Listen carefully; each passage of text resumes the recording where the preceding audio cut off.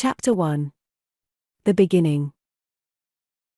New York is a city where many people have unusual occupations. There are, for example, individuals who make their living snipping at newspapers with a pair of scissors. These persons operate news clipping agencies. Pay them a fee, and they will deliver to you clippings concerning yourself from all over the world, providing you are important enough to have had your name appear in all those newspapers. Clippings can be had concerning others, as well. Celebrities who like to keep scrapbooks patronize these clipping agencies. Another type of gentry, not so wholesome, also do business with them. Mahal was a sample of the latter. Mahal was an oily specimen. He had a head like an almond, and many fine white teeth. He claimed to be an Oriental and, probably, he was. He also claimed to be a mystic. On that point, he was, beyond doubt, a liar. But he had made a little money out of the gullible with his fakery. The police had a time or two considered putting a detective to watching him. It was too bad they did not do this. A sharp-eyed sleuth on Mahal's trail might have made some interesting observations. Mahal was careful to pick a clipping agency which did not inquire too carefully into the motives of its customers. "I am Mahal," he announced. "Yesterday I telephoned you for clippings concerning a certain individual. You have them, Sahib." Mahal spoke excellent English, but he affected occasionally a word of his mother tongue of the Orient. It lent color to him. He was handed an envelope, stuffed full with paper. Mahal seemed surprised by the number of clippings the envelope obviously held. But he thrust the container in the outside pocket of his immaculate brown topcoat, paid the rather exorbitant fee requested, and walked out. The clipping agency was on the 17th floor of an office building. Mahal took an elevator down. In the elevator, a strange thing happened. There were numerous passengers aboard the car. Among these was a stooped gentleman with a flowing white beard. His clothing was extremely well cut. He seemed rather feeble, for he leaned heavily on a plain black cane. He looked benign, peaceful. The white, bearded gentleman's cane slipped on the smooth floor of the elevator, and he stumbled heavily against Mahal. "Baha Bakra," growled Mahal, and gave the elderly-looking one a shove. Respect for age is one of the finer qualities of Orientals. But Mahal did not have it. He had called, in his native tongue, the bearded fellow an old goat. He would have called him an old goat in English, but he did not want trouble. He thought the white, whiskered one could not understand the Oriental words. But he would have been surprised. For the benign old chap with the snowy beard had now the envelope of clippings. He had slipped it expertly from Mahal's pocket during the collision. The elevator reached the ground floor and discharged its passengers. Mahal strode out to the street and glanced about for a taxi. He had not as yet missed the envelope. The elderly-looking gentleman now showed surprising agility in scampering around behind a cigar stand. This concealed him from the door. The envelope was not sealed. He opened it, drew out the clippings. There were scores of them. Headlines on the topmost read: "Doc Savage smashes Tibetan menace." Another story was captioned: "Doc Savage on mystery mission goes to Arabia by submarine." His white beard shook as the reader said something explosive under his breath. He worked toward the back of the clipping sheaf and studied another headline: "Doc Savage, man of miracles, gives surgery. New operation method." By now, the whiskered one was certain all the clippings concerned Doc Savage. He replaced the contents of the envelope, then he hobbled toward the door, leaning heavily on his black cane. At the door, he met Mahal. Mahal had missed his property, and he was in a sweat. He saw the envelope in the elderly-looking man's hand. Old goat, he yelled, this time in English. Where did you get that? It came out of your pocket in the elevator, was the reply, delivered in a quavering voice. And that was no lie. Mahal snatched the envelope. Without a word of thanks, he stamped outside. A taxi swung to the curb. Mahal got in, and gave the address of his saint's room uptown. Now the driver of the cab had some remarkable characteristics. His hands were of an almost unearthly hugeness. Each was composed of only a little less than a gallon of bone and gristle. The driver's face was a long one, and it bore an expression of great gloom, as if he were going to a funeral. The fellow hunched low in the seat, possibly to hide the fact that he was a giant who weighed all of 250 pounds. Had Mahal been in an observant mood, he might have noted that the taxi seemed to have an engine of unusual power and smoothness. Mahal, however, was sulking. He smoked a perfumed cigarette, which he carelessly dropped, still burning, on the taxi cushions when they reached the address he had given. Mahal entered the building which held his saint's room. He did not glance back. Had he looked around, it was doubtful if he would have observed the big-fisted taxi driver wheel his machine around a corner, park, extinguish the cigarette Mahal had dropped, and slide stealthily from behind the wheel. The fellow with the huge fists was very careful that Mahal did not see his actions. In the sidewalk nearby was a metal hatch. This was intended for delivering freight to the basement of the building which held Mahal's establishment. Opening the hatch, the big man with the enormous fists dropped into the basement. Apparently, he had been there often before. He went to a stand which held many pieces of complicated-looking apparatus, and clamped a telephone headset over his ears. Mahal's saint's rooms were up 3 gloomy flights of squeaky stairs. One expected to hear rats scamper about. The mystic's establishment consisted of 2 rooms. One, the reception chamber, where customers awaited Mahal's pleasure, had windows. The inner room, where Mahal conducted his mystic rites, and extorted a few dollars from gullible clients, if it was humanly possible, was perpetually dark. Mahal's trade was not one that flourished in the light. The sanctum of fakery was hung with impressive tapestries, which would have looked their true cheapness in full daylight. There were cushions, curtains, a raised dais, and the inevitable crystal ball glistened in the rays of a tiny concealed light. Mahal got a harsh-voiced reception when he entered. "No lights, my oily friend."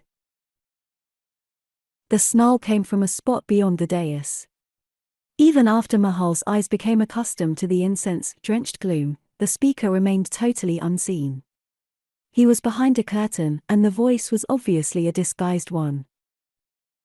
Mahal knew who was talking, knew him by name only. He had never seen the individual's face. All of his contacts with the person had been over the telephone, or by interviews during which the other remained out of sight. The unseen speaker's mouse-like, squeaking tones were such an excellent disguise that Mahal was not even sure whether the other was a man or not. The mysterious one used the name of Strome. "You are being unnecessarily cautious, Strome," Mahal suggested. "Possibly," Strome squeaked in agreement. "But it is best that I keep completely undercover. What information concerning Doc Savage have you secured for me today, my friend?" Mahal seemed to be well entrenched in the confidences of this enigmatic person whose countenance he had never seen. To a certain extent, he knew what it was all about. But he desired to know more. "You think Benlanium may be here in New York, hunting you?" he asked, instead of answering Strome's query. "Benlanium is in the Canadian wilderness," replied the hidden one. His squeak sounded impatient. "Then why fear him?" "It is not a question of fear," the other retorted sharply. "It is a matter of caution. Benlanium is not a dumb man. He may be having me watched." Mahal was a born showman. He habitually assumed a trance-like attitude when in conversation. He now seated himself beside the crystal ball and looked as if he were communing with a higher plane. As a matter of truth, he was slyly pumping his mysterious employer. Any information he gained, he might later use to his own profit, he hoped. But where could Benlanium have put watchers on your trail? He asked. I had trouble with Benlanium, replied Strome. That was in the Canadian wilderness, far north in the snow country. But all that, I have told you before. I will dispose of Benlanium. And there must be no outside interference. Such as Doc Savage entering the affair, Sahib? Doc Savage must never hear a word of Benlanium, shrilled Strome. And I am here to... That Strome was in New York to prevent Doc Savage from going to the assistance of Benlanium, Mahal had known. But there were many other things he did not know. Thus he continued his angling for information. You think Benlanium may have had someone follow you to New York? Lane is not a fool, squeaked Strome. Now, about the information concerning Doc Savage which you have been gathering. Who are you, actually? Mahal interrupted. I like to know something about the people I work for. That need not concern you too greatly, my friend. I am powerful and mysterious. I have a knowledge of things occult, a learning beyond that of other men. That sounds as if you might have come from the Orient, like myself. I have studied for a time in the Orient. But this is no ordinary fakery, my friend. This is big business. I will tell you this much, I control the destiny of one of the greatest business syndicates in Asia and Europe. And Benlanium has something which you want, queried Mahal. Something I must have. Something which, if I do not get it, will bring financial ruin to my syndicate. What is it? Your nose is getting too long, my friend. Mahal ignored this warning that he was becoming too inquisitive. I might be of much assistance, if you would tell me. No. You have merely been hired to secure information concerning Doc Savage, that I may know how best to combat him. What have you learned today? If you will tell me, Mahal parried. No more questions, fool. What of Doc Savage? Mahal felt like heaving a disappointed sigh, but refrained from doing so. What you told me about your being powerful reminds me of Doc Savage, he grumbled. Make your meaning clearer. Doc Savage, from what I've been able to learn by asking questions, has developed one of the most remarkable brains ever owned by a man. I heard, Strome, that Savage is a mental wizard. I heard, too, that he has unbelievable strength. Sackbat. Indeed. I believe it, too, after having seen him. You saw Doc Savage? Han, Sahib. Yes, sir. I have been trailing him, observing him. That was reckless. You underestimate my cleverness.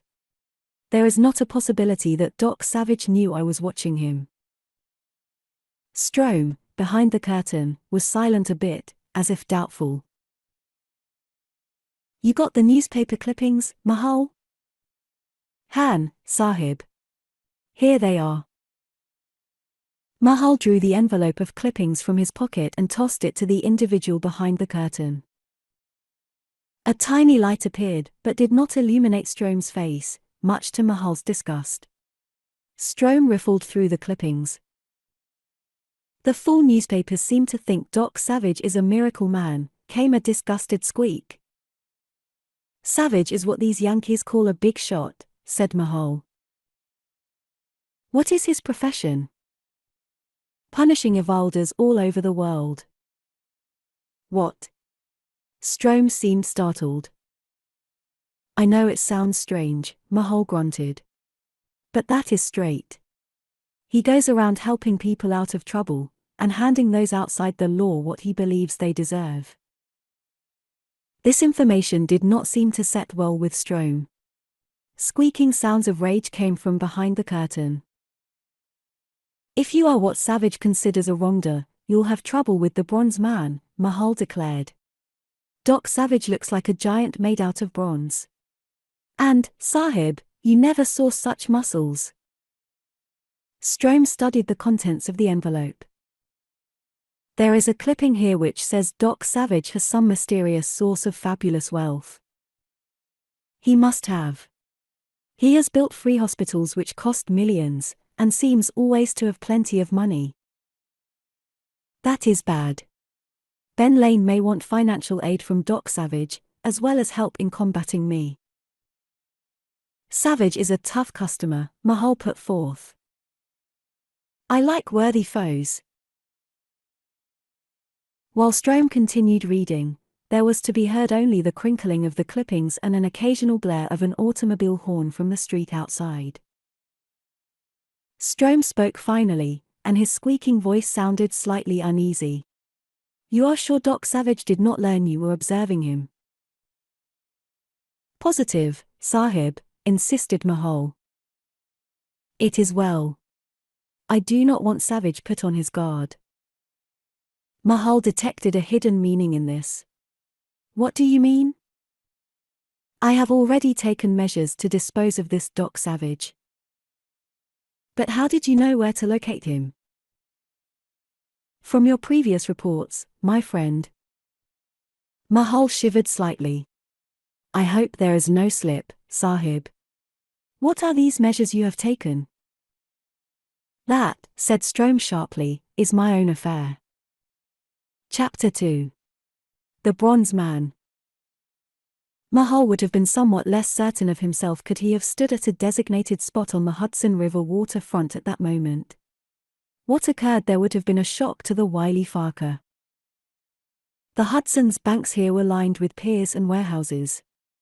Passenger liners and freight steamers were tied up at some of the wharves. Others had apparently not been used for some time. The extremely large pier, warehouse with Hidalgo Trading Company emblazoned on its front seemed to belong to the latter category. The pier on which the edifice stood was of somewhat unusual construction. The warehouse walls extended down into the water. These walls were of concrete, not beautiful, but substantial in appearance.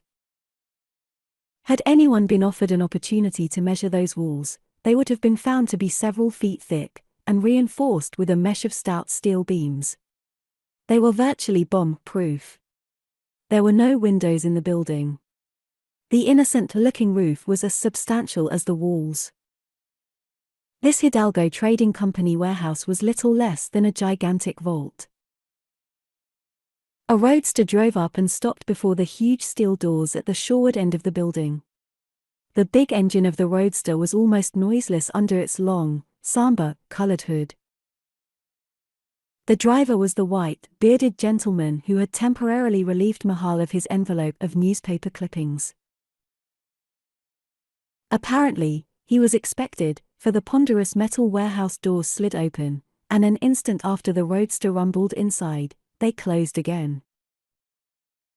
The warehouse interior presented a remarkable spectacle. It held almost a dozen airplanes. These ranged from a gigantic tri-motored speed ship, which could carry a score of passengers at almost 300 miles an hour, to a pair of true gyros, or helicopters, which could rise vertically. In their line, each of these planes showed the handiwork of a master designer, someone whose ability as an aeronautical engineer was little short of wizardry. The white, bearded fellow vaulted out of the roadster, black cane in hand. He was greeted with a hooting roar of laughter. The mirth echoed and whooped through all of the vast, vault-like hangar. "What a sweet grandpa you make," gulped the author of the laughter. A wrathful expression showing above the snowy whiskers, the elderly-looking gentleman spun quickly around. The individual doing the laughing had apparently opened and closed the hangar doors. The fellow presented a startling appearance. A stranger, seeing him on a moderately gloomy street, would have sworn he had met a 260-pound ape. The fellow was incredibly homely. His mouth was entirely too big, and his ears were tufts of gristle. His hands dangled well below his knees and were covered with reddish hairs almost as large as rusted nails. This personage was Andrew Blodgett Mayfair. He rarely heard that name. His associates called him Monk. He ranked among the 3 or 4 greatest chemists in the world. The irate, white-haired gentleman manipulated his black stick, and it was suddenly evident that this was a sword cane with a blade of fine steel. "Some of these days I'm going to whittle that hair off you and stuff a mattress," he predicted fiercely. The homely monk doubled over in a fresh spasm of mirth. "You're sure a panic behind that snowbank," he gulped. The tormented one now snatched off his ample white beard. It was false. The face which emerged was long and sharp. The features were far from being those of an old man. This was Brigadier General Theodore Marley Ham Brooks. Up at Harvard, they considered Ham one of the most astute lawyers ever to be graduated from that institution. With a gesture of distaste, Ham flung the white whiskers into the roadster. "You'd better make out a will," he snapped. Monk stopped laughing. "Why?" "Because, if you keep on riding me, you're going to come to a sudden end," Ham promised. Monk began laughing again. Ham scowled blackly, then asked, "Where's Doc?" At the other end, installing some contraption in the big plane, Monk said, without interrupting his mirth. Ham stamped away. Judging from his ferocious expression, it apparently would give him the greatest pleasure to slaughter Monk. It was always thus. When they were together, bloodshed seemed imminent. As a matter of fact, each had, on numerous occasions, risked his life to help the other. Their never-ending quarrel was good-natured, violent though it might seem to an onlooker. Huge and ape-like, Monk trailed along behind Ham. Great cables of muscle curled and uncurled under the simian fellow's coat with each movement of his arms. Monk was tremendously strong. He had an impressive trick of taking silver dollars between a thumb and forefinger and folding them neatly. Came a rattling noise at the front door. "Who in blazes is that?" Monk grunted. "Can't be one of our outfit. They all know the location of the secret catch which opens the door from the outside." A fresh banging drifted to them. "They sound impatient," Ham said, and started for the door, sword cane tucked under an arm. Monk trailed along behind. Inset in the front of the warehouse was a periscope device. Unnoticeable from without, this permitted a view of the warehouse front to those within. A truck had rolled up to the building. Several men had alighted from this and were clustered about the doors. They were tanned fellows, all wore greasy coveralls. Monk counted. 6 of 'em, he grunted. Monk and Ham now noticed that the side of the truck bore the name of a prominent concern manufacturing aircraft engines. "Doc must have ordered something we don't know anything about," Monk said, and manipulated a lever which opened the doors. "This Doc Savage's place?" asked the spokesman of the crowd with the truck. "Z's address was give us, MC Dot. If you have anything for Doc, we'll see that he gets it," Monk grunted. "We have a Z engine for MC Savage." The man tugged papers from his pocket. "You will sign for it, non?" He came forward. Monk reached for the document. He was ordinarily a canny fellow, hard to take unawares. But this incident, which seemed an ordinary business transaction, fooled him. The papers suddenly fluttered from the man's hand. They had concealed a small revolver. The ugly blue snout centered on Monk's midriff. "Get them up." Undecided, Monk bounced up and down like an angry gorilla. But good sense triumphed, and he hoisted furry arms. The other overalled men had drawn guns, they menaced Ham. The lawyer lifted his arms rigidly above his head, there was nothing else to do. But the canny barrister retained a clutch on his sword cane. The overalled men crowded into the hangar. They were a wolf-faced crew. "That airplane engine story is smart trick, non?" queried one. Monk and Ham knew accents. They marked this fellow as a native of northern Canada, a breed of French descent. The others seemed to be of the same nationality. "You looking for a compliment?" Monk growled. "We look for Doc Savage," said the other. "Where is he, monsieur?" "No savvy," said Monk. "Splicky English." "Doc Savage," snarled the other. "Where he is? Quick." "What in blazes is this all about?" Monk countered. The man with the gun opened his mouth to make some answer, then closed it. He peered about. His hand, which did not hold the gun, drifted up vaguely and touched his ears. It was as if he thought something had happened to his organs of hearing. His behavior was caused by a strange sound which had come into being. The sound almost defied description. It had an uncanny quality. Of a trilling nature, it ran up and down the musical scale, yet adhered to no tune. It might have been the note of an exotic jungle bird, or the filtering of a wind through a denuded forest. Perhaps the thing which befuddled the man was the way the fantastic trilling seemed to fill all the vast hangar, yet no particular spot could be designated as its source. Monk and Ham exchanged glances. It was obvious that the eerie note conveyed a meaning to them. "What is that noise?" hissed the gun wielder. Neither Monk nor Ham answered. Instead, their chests swelled. They were drawing in full breaths of relief. Monk shifted slightly. Ham did likewise. "Quiet, messieurs," they were ordered harshly. Their captors watched them intently. This was the very thing Monk and Ham wished. They did not want the visitors to glance upward.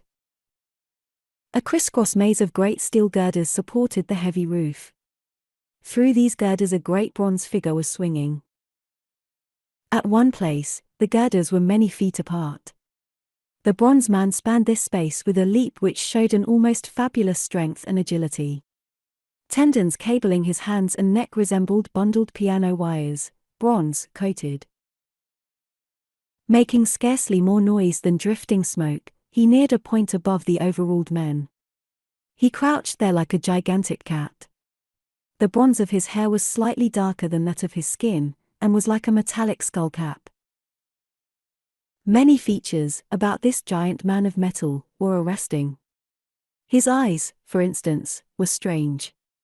They were like pools of flake gold, a dust, fine gold which was whirled continuously about by tiny winds. The giant launched outward and down. He landed beside the spokesman of the gang. Simultaneously, he struck. The recipient of the blow made not a sound. He spun away, eyes glazed, arms limp as strings. When he went down, it was to land in a slack pile. Long before he fell, however, two more of the group began screaming. Bronze hands had gripped them, hands which possessed an almost unearthly strength. Muscles ground under the thewed fingers, skin burst and oozed crimson droplets. Monk and Ham went into action. They had held the attention of their captors to permit the bronze man to attack unobserved. They had expected the bronze man to make such a move, for the strange trilling sound they had heard belonged to the bronze giant. It was part of him, a small unconscious thing he did when contemplating some course of action, or in moments of stress. Monk dived at a foe, avoided getting shot by a ducking, weaving process. Monk's victim fired once, missing. Monk clipped him alongside the head, then, using him as a shield, rushed the others. Ham unsheathed his sword cane. The blade leaped, twanged, and seemed to lose itself in the air, so swiftly did it dart.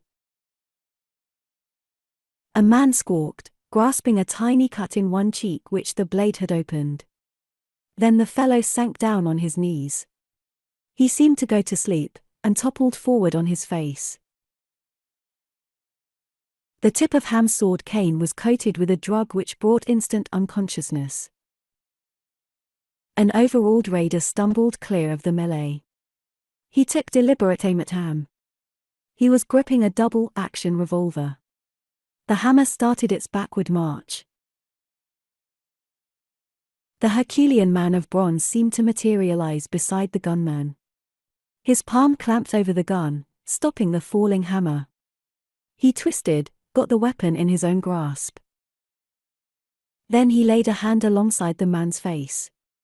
He seemed to put forth no particular effort, yet the blow was loud, and the man was knocked out instantly. That terminated the affair. Chapter 3. Radio orders. Moving rapidly, the bronze man disarmed the unlucky raiders. Cartridges for the guns came to light.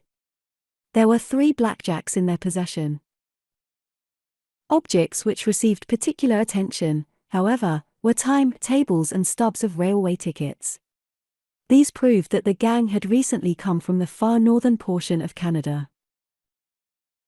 One fellow, weaving dizzily on his feet, stared at the giant of metal.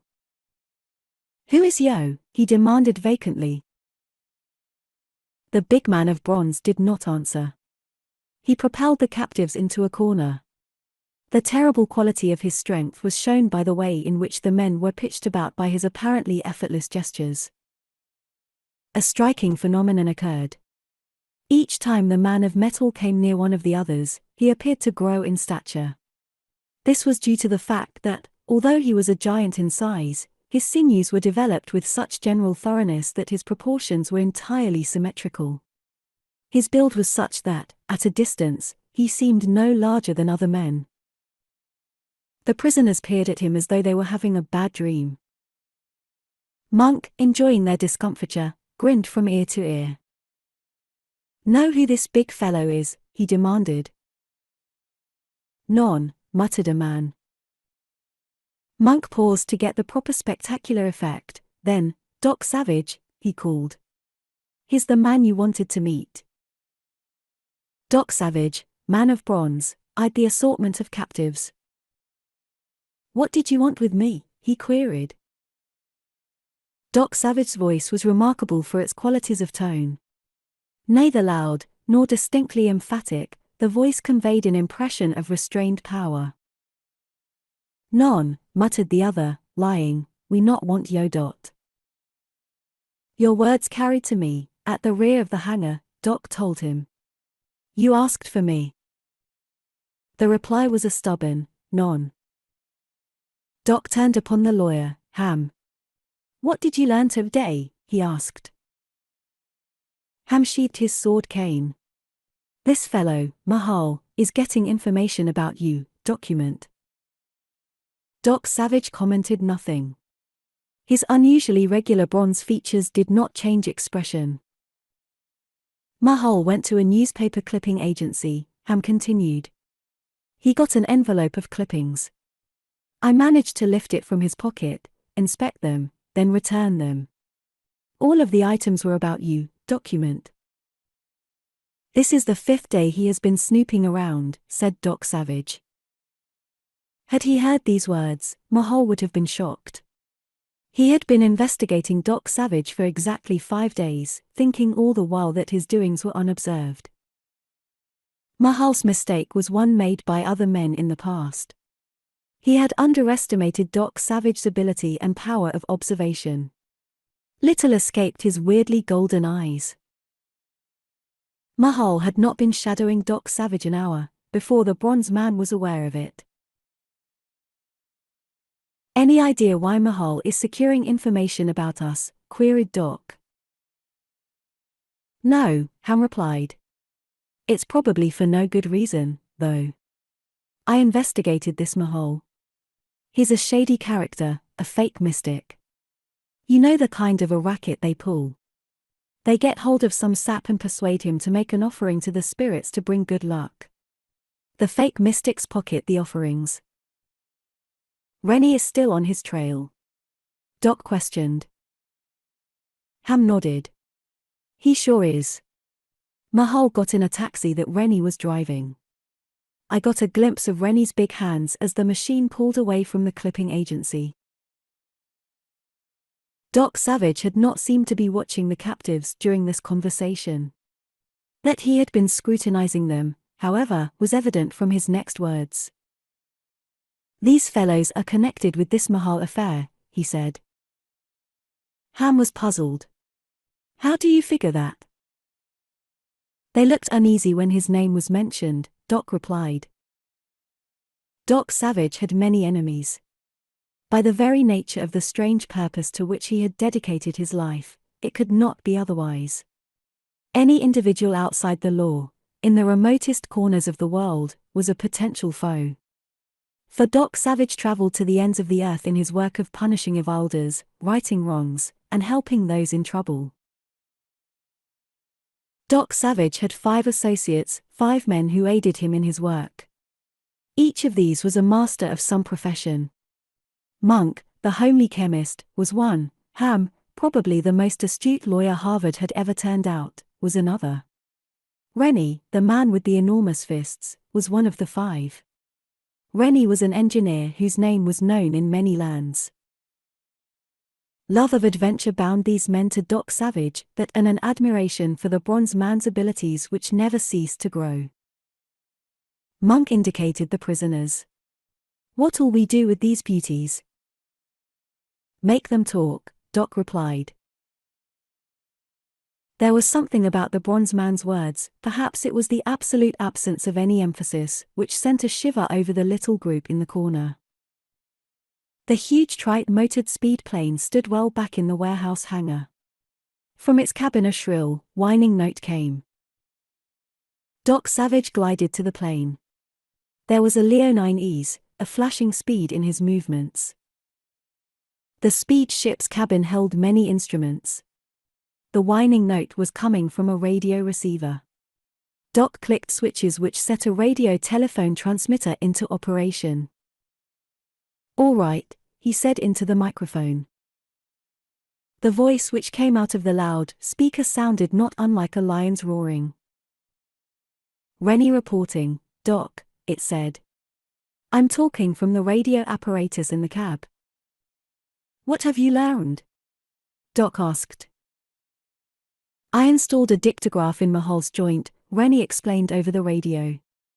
Ran the wires to receivers in the basement. I was just down there listening. I heard plenty.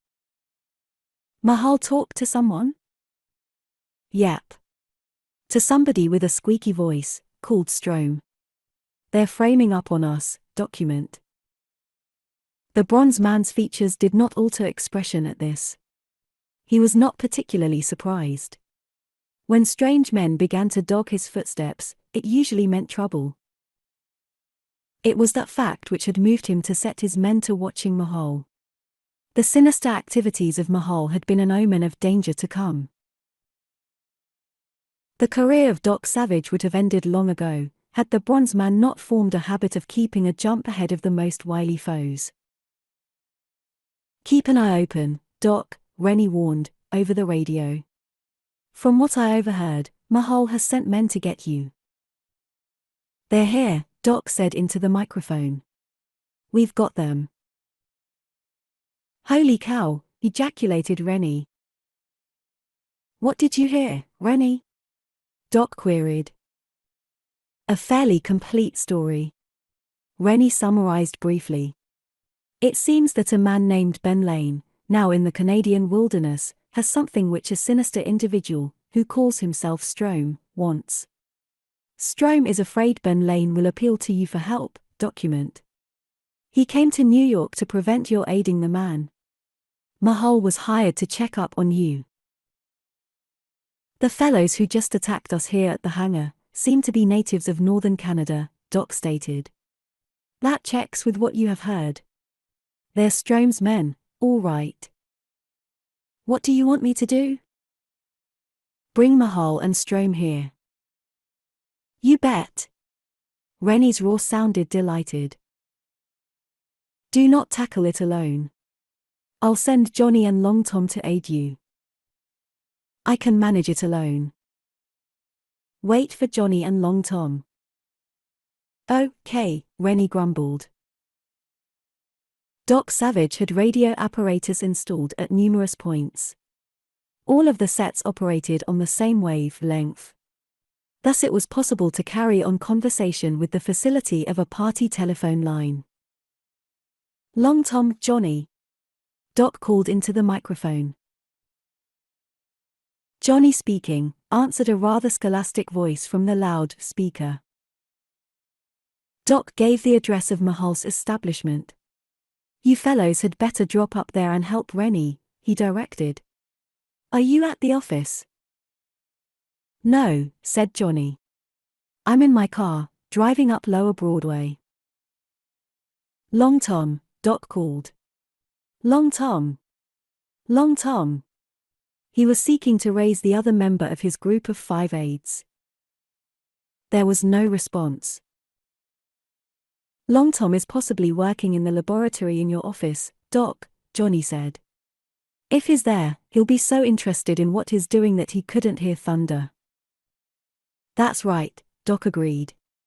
Drop by the office and get him, will you, Johnny? With an abundance of pleasure, but there will be a delay of a few minutes while I get up there. I'll wait until you birds get here, Rennie chimed into the manifold aerial conversation. The radio sets were now switched off. Chapter 4. Midnight. Rennie, in flicking off the master switch of his taxi radio outfit, employed the extreme tip of a thumb and forefinger. This was so that his huge hand would not disturb other switches and dials on the apparatus. The radio installation was very compact, being entirely concealed under the dashboard of the taxicab. Mahal, when riding in the cab, had not dreamed of its presence. As he slid out of the park taxi, the expression on Rennie's long face was more funereal than usual. This signified that Rennie was enjoying himself. The prospect of trouble always made Rennie look gloomy. He loved trouble. He dropped through the sidewalk hatch into the basement where he had concealed the terminus of the dictograph. He fitted the receivers over his ears, intending to listen in while he awaited the arrival of Long Tom and Johnny. The first words he overheard changed his whole plan. We will leave here at once, the squeaky-voiced Strome was saying. You are going to work for me in the future, Mahal, so you will abandon this place. Mahal began, but my things here are worthless stuff. Leave it. Come, we will go. Rennie wrenched the earphones off. There was no time to await Johnny and Long Tom, he would have to seize Mahal and Strome himself. Rennie crept for the stairs. Like black cotton, darkness crammed these. Rennie progressed slowly, gingerly. The old wooden steps were inclined to squeal like pigs under his 250 pounds of solid flesh. On the first floor landing, he heard the footsteps. They were light steps, and they were descending the stairs. Rennie found an angle in the wall, and positioned himself there. He blew a warm, soft breath into either capacious palm. He would grab the plotters. Then Doc would make them talk. Rennie was not in the least skeptical about Doc's ability to extract information. The bronze man did not use strong-arm methods. His ways were more subtle. He used hypnotism, or truth serums which functioned with startling efficiency. The individual on the stairs came closer. It was simple. Rennie merely reached out and clutched. A gigantic steel trap could not have taken the prize more efficiently. Rennie clamped a palm over the captive's mouth, so there would be no outcry. It was then that he got a shock. Rennie had a pet ejaculation to fit occasions when he was amazed. Holy cow, he breathed. The big-fisted engineer managed to produce a tiny pocket flashlight, still maintaining a grip on his captive. The flash protruded a rod of white luminance. This raked up and down the prisoner. Rennie had snared a girl. She was a pint-sized edition of femininity. In the huge engineer's clutch, she was almost bird-like. Indeed, she seemed so small that he hastily released her, fearing his monster hands would do injury. In his perturbation, Rennie removed his palm from her lips. Surprisingly enough, she did not cry out. Rennie planted the flash beam on her face. His jaw sagged. The girl's rose-petal lips, her smoky eyes, her entrancingly dark hair, left nothing to be desired. She was a knockout. Holy cow! Rennie breathed again. The girl promptly hit him in the eye with a small fist. The blow gave Rennie another considerable shock. She was unexpectedly strong. It was as if he had been hit with a hammer. Rennie dropped his flash and the girl darted away, with the speed of a scared rabbit. Rennie lunged, flung out a huge hand and recaptured her. "You big hooligan," she hissed, and tried to pummel him again. Evading her blows, Rennie weaved and ducked in a fashion a trained boxer would have envied. He trapped her tiny fists in his huge ones. Thought creases came into his somber brow. The girl's voice was pitched rather high. The tones would have to be altered very little to resemble the squeaky voice of Strome, as it had come over the dictograph. "You're Strome," Rennie voiced a half-formed suspicion. The small, dark-eyed girl stopped struggling suddenly. "What, monsieur?" "Your voice, you are Strome." "You are crazy," cried the girl. "I heard the voice which spoke to Mahal," Rennie insisted stubbornly. "It sounded mighty like yours." The girl was silent. Rennie picked up his flashlight and put its beam on her face. He saw then that she seemed vastly puzzled. "Do you mean to tell me you were eavesdropping on the conversation of Strome and Mahal?" she asked. "You said it." "Say trop fort," she ejaculated. "It is too bad." Rennie eyed her unwinkingly. The exclamation and its accent had marked her as being a French Canadian. "Yeah," Rennie agreed. "It's too bad you got caught." "My name is Midnat Davis," the girl said rapidly. "I, too, was eavesdropping on that conversation." A harsh voice, coming from the darkness to their left, rasped, "Saker. It is good of you tell us that."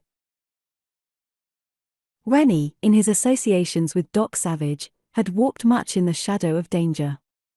This had made him wary. Rarely was he caught napping. But his unexpected capture of the girl, his suspicion that she was Strome, her insistence to the contrary, had him slightly befuddled. He had been totally unaware that men were lurking behind a door nearby. It was possible the skulkers had made no sound to betray their presence until one of them spoke. This would help explain Rennie's bad luck. "Grab them," yelled the man who had spoken. The door had been open a crack. It whipped open wider and spouted a flood of men. "Wait," yelled one. "A few bullets will nicely." "None," ejaculated the other. "Shots would draw police.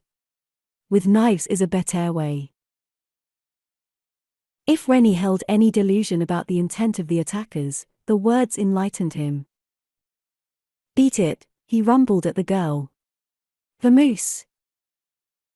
He switched the flashbeam over the charging men. They were wiry fellows, swarthy. They had the look of men who had spent much of their lives in the open. 2 or 3 wore beaded belts. Several knives were in evidence, the blades reflecting the flashbeam back in chill glitters. With an expression of profound gloom, Rennie snapped a huge hand out and grabbed a knife wielder. What happened next was a little too sudden for the assailants to comprehend. Their companions came flying back at them. A cannonball of comparative size would hardly have wrought more damage. 5 men were bowled over. Sacre bleu, gasped a survivor. Rennie saw the girl had not fled as directed. She was at his side, belligerent as a small pup. Hold this, he commanded, and gave her his flash. Keep the light in their eyes, and out of mine. Bon, said the girl, and took the flash. The stairway to Mahal's quarters sloped up behind them. Unexpectedly, a voice came from above. Take them alive, it yelled. Strome wants to question them. Diminutive Midnat Davis turned the flashbeam up the stairs. The speaker was the slender, almond-faced Mahal. Mahal was holding something in one hand, an egg-sized object of metal. He hurled this at Rennie and the girl. Grenade, Rennie began, then saw that he was mistaken. He leaped, tried to catch the thing, but he was a trifle tardy. The metallic container hit the wall over their heads. The lid was jarred off. It was nothing more mysterious or dangerous than an ordinary box of pepper, but it played havoc with their defense. The pepper flakes brought smarting agony to their eyes. Rennie emitted a bellow which shook the walls. He started a blind charge. The dark-haired girl gripped his arm, hung on. Wait, she gasped. You will make them excited, and they will put a knife in you, Msu. Yeah, Rennie rumbled, and came to a stop. They were quickly seized. Rough hands slapped over Rennie's person in search of weapons. The big Berth is not armed, said one.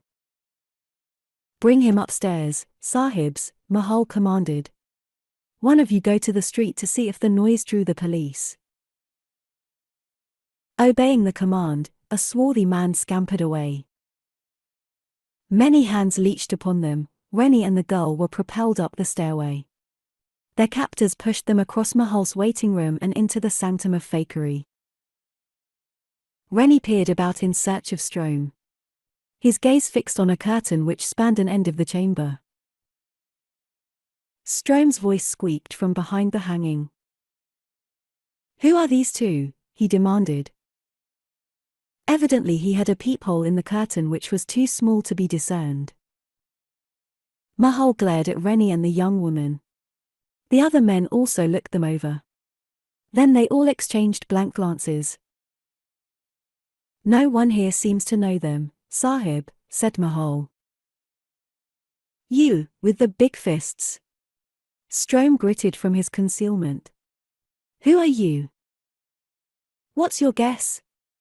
Rennie asked sarcastically. Yo smart boy, eh? Sneered a man. He took an elaborate wind-up and struck Rennie's middle a terrific blow with his fist. The fellow jumped back, a pained expression on his face, and nursed his fist. His knuckles felt as if they had collided with a large rock. Behind Strome's curtain there were fluttering sounds. Rennie decided Strome was looking through the newspaper clippings. This surmise proved correct. Look at this. A picture cut from a newspaper came flying from behind the drapery. Rennie scowled at the item. It was a picture of Doc Savage and his 5 aides. Rennie knew his own big-fisted likeness was prominent in the foreground. This is one of Doc Savage's men. Mahal yelled, indicating Rennie. But who is the girl? Demanded Strome. Probably another of Doc Savage's aides, said Mahal, making a wildly incorrect guess. It is fortunate that I took the precaution of having my men handy, Strome squeaked. Mahal nodded. Even I did not know they were here, Sahib. One of Strome's swarthy henchmen interrupted impatiently. What we do with these man and woman? Doc Savage is nosing into affairs which are none of his business, Strome shrilled angrily. We will hand him something by way of a small hint, that he had better leave us alone. A man leveled an arm at Rennie and the girl. Yo mean. Use your knives on them, Strome finished the man's thought. Mahal wailed, "I don't like murder at all." "Who cares what you like, clumsy fool?" Strome squealed. "But blood makes me." "Go downstairs and help my man watch the front door," Strome ordered. Mahal departed hastily. Balancing long, sharp blades, two dark men advanced on Rennie and Midnight Davis. "Wait," gritted Strome. "I have questions to ask." "You, with the big fists. How much does Doc Savage know of me?" "Go jump in the ocean and pull a wave over your head," Rennie boomed. "That tune will soon change," Strome predicted ominously. Chapter 5. Disaster Raid. Few citizens of New York City knew of Doc Savage's secret hangar on the Hudson River waterfront. Many individuals, however, knew that the remarkable bronze man maintained quarters on the 86th floor of the city's finest skyscraper. The newspapers had published that fact innumerable times. Not many had seen the interior of Doc's skyscraper office. But it was vaguely known that there were 3 great rooms, covering the entire 86th floor. One of these held a vast laboratory, equipped with the most modern apparatus. Another chamber held a library of scientific tomes, which for completeness had few equals. The third room was an outer office, fitted with a safe, a costly inlaid table, and comfortable furniture. It was here that Doc received those who had occasion to come to him. Johnny arrived in this room in somewhat of a flurry. Johnny was extremely tall, and thinner than it seemed any man could be. No tailor could fit clothing to his bony frame. As a result, all of his garments always appeared ill-fitting. A monocle was attached to Johnny's lapel with a ribbon. It was actually a powerful magnifying glass. Johnny needed a magnifier in his profession as archaeologist and geologist, so he carried it there for convenience. William Harper Littlejohn was the name by which the world of science knew Johnny. He had few equals in his profession. "Long Tom," he called. Out of the laboratory came a querulous voice. "Scat! Go away and let me alone." Johnny ambled to the laboratory door and looked in. Major Thomas J. Long Tom Roberts was a small, thin man, who looked as if he had grown up in a cellar where there was no light. He had the complexion of a mushroom. His forehead was tremendous, bulging. He was working over a complicated mass of electrical apparatus. This device, Johnny knew, was Long Tom's mania at the moment. With it, utilizing the projection of atomic streams, there was a possibility of killing destructive insects. This would be an inestimable boon to farmers. Long Tom was the electrical wizard of the organization. He and Johnny were the 2 remaining members of Doc Savage's group of 5 aides. "Why is your radio not functioning?" Johnny asked with scholastic preciseness. Long Tom frowned impatiently. "I switched the dang thing off." "Why? May I ask?" "You may ask. The blasted static bothers me." "You missed something," Johnny advised. "I missed a lot of static," Long Tom shrugged impatiently.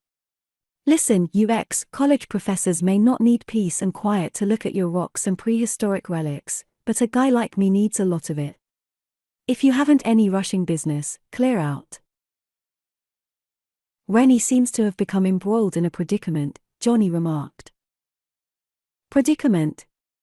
Long Tom abandoned his sour attitude. "That means trouble.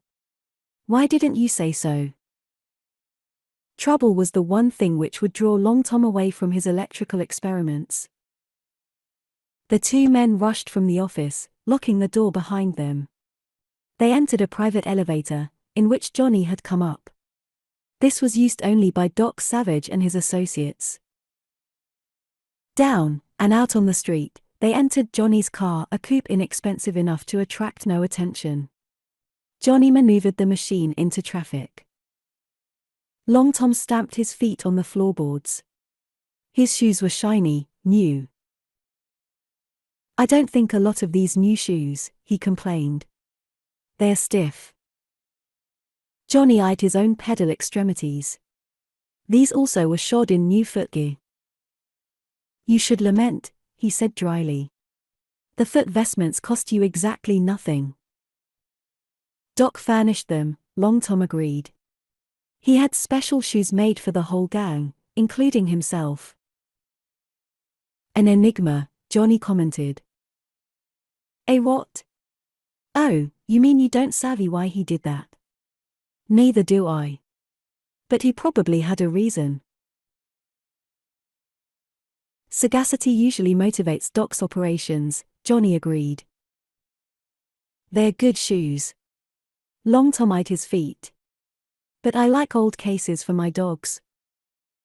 The car was now negotiating almost deserted streets. The district was not prosperous. Buildings, shabby and old, were of the walk-up type.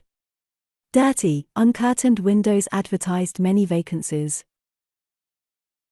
"We are nearing the designated locale," said Johnny, who never used a small word where a larger one would do. Long Tom squinted at house numbers, then said, "It's the next block. Drive past and we'll look the joint over." The coupe rolled slowly, swaying in sympathy with pavement irregularities. The engine was quiet. They could hear traffic sound on a near-by boulevard, and the rumbling of a more distant elevated train. The entrance of Mahol's building was grimy. No one could be seen near it. "Gloomy dump," Long Tom offered. The coupe went on and swerved around a corner. Then suddenly Johnny boomed, "There's Rennie's taxi," and leveled a bony arm. They parked near the taxi, got out and inspected it. "It's the bus Rennie was driving, all right," Long Tom asserted. "But where's the pride of the engineering world?" They were sure about the cab, it belonged to document. The bronze man kept the vehicle for exactly such use as Rennie had been making of it. Long Tom shook his head, and said, "No sign of Rennie." "A fact of ominous portent," added Johnny. "I understand Rennie got into the basement to install his dictograph. He may be there." It was Johnny who located the sidewalk hatch giving admittance to the basement. They entered, and saw no trace of the engineer. "Strange he's not around," Long Tom muttered uneasily. Both produced small flashlights. These lights were of a type perfected by Doc Savage. They had no battery, the current for the bulbs being supplied by spring-operated generators enclosed in the cases. One winding of the spring would produce a brilliant light for several minutes. The flashbeams found the stand which held the listening end of Rennie's dictograph. Johnny picked up the dictograph receivers and clamped them over his ears. With a forefinger like a long, jointed bone, he threw switches. Voice sound came from the earphones as the dictograph began operation. For a long 10 seconds, Johnny listened. Then, "I'll be super amalgamated," he gulped. Long Tom had been prowling the basement regions. He pitched to Johnny's side. It took something potent to shock the skeleton-thin geologist into any kind of an ejaculation, even one containing a $4 word. Johnny clawed off the headset. "Rennie, some girl upstairs," he sputtered. Long Tom snorted. "Rennie visiting some gal and you raise all. They're being killed." Johnny exploded. "Their throats are about to be cut." "Come on." Long Tom snapped. "There's a stairway in the back that leads up." Flashlights poking white beams, they rushed toward the steps. With their free hands they fumbled at a harness under their armpits. Clipped to the harness were weapons resembling oversized automatics. Magazines on these were curled, rams, horn fashion, to occupy a minimum of space. The guns were machine pistols with an unbelievably rapid rate of fire. When they went into operation their sound was not unlike the croak of monster bullfrogs. The super-firers were charged with mercy bullets, slugs which were merely a chemical-containing shell. They did not kill, they produced instant unconsciousness. Stair steps whined under the weight of the two men. The air smelled of cobwebs, mice. They reached a half-open door, its hinges squawked as they pushed it further ajar. Like white serpent tongues the flashbeams darted. Simultaneously, both lights picked out the prone figure of a man. "Rennie!" Long Tom moaned, then, in the same breath, "No. It's somebody else." Johnny bent over the sprawled figure. Face like an almond, slant eyes, he breathed. "Must be an Oriental. He's unconscious, it seems." Johnny barely breathed his words, but they seemed to awaken the unconscious man. His eyelids fluttered, came wide open. "Don't hit me again, Sahib," he whined. Long Tom sank to a knee. "We're not the birds who hit you. Who are you?" "The janitor," moaned the man who had a face like an almond. "We're looking for a fellow with big fists," the electrical wizard rasped. "Seen him?" The man on the floor appeared very weak. "Upstairs," he gasped. Long Tom and Johnny charged for the staircase. They did not know they had been fooled. They had never seen Mahal, and the man they had just encountered was Mahal. Mahal was a foxy soul, or he would have long ago been in jail, where he belonged. Hearing Long Tom and Johnny in the basement, he had started upstairs to warn Strome and the others. He was lurking just inside the street door when his ears had detected their presence. He had not moved fast enough. Cornered on the first-floor landing, he had feigned unconsciousness as the best way out. Moreover, Mahal had a plan which might save the day. The squeaky stairs piped like flutes as Long Tom and Johnny mounted. They did not try for silence. They latched the safeties of their super-machine pistols into on positions.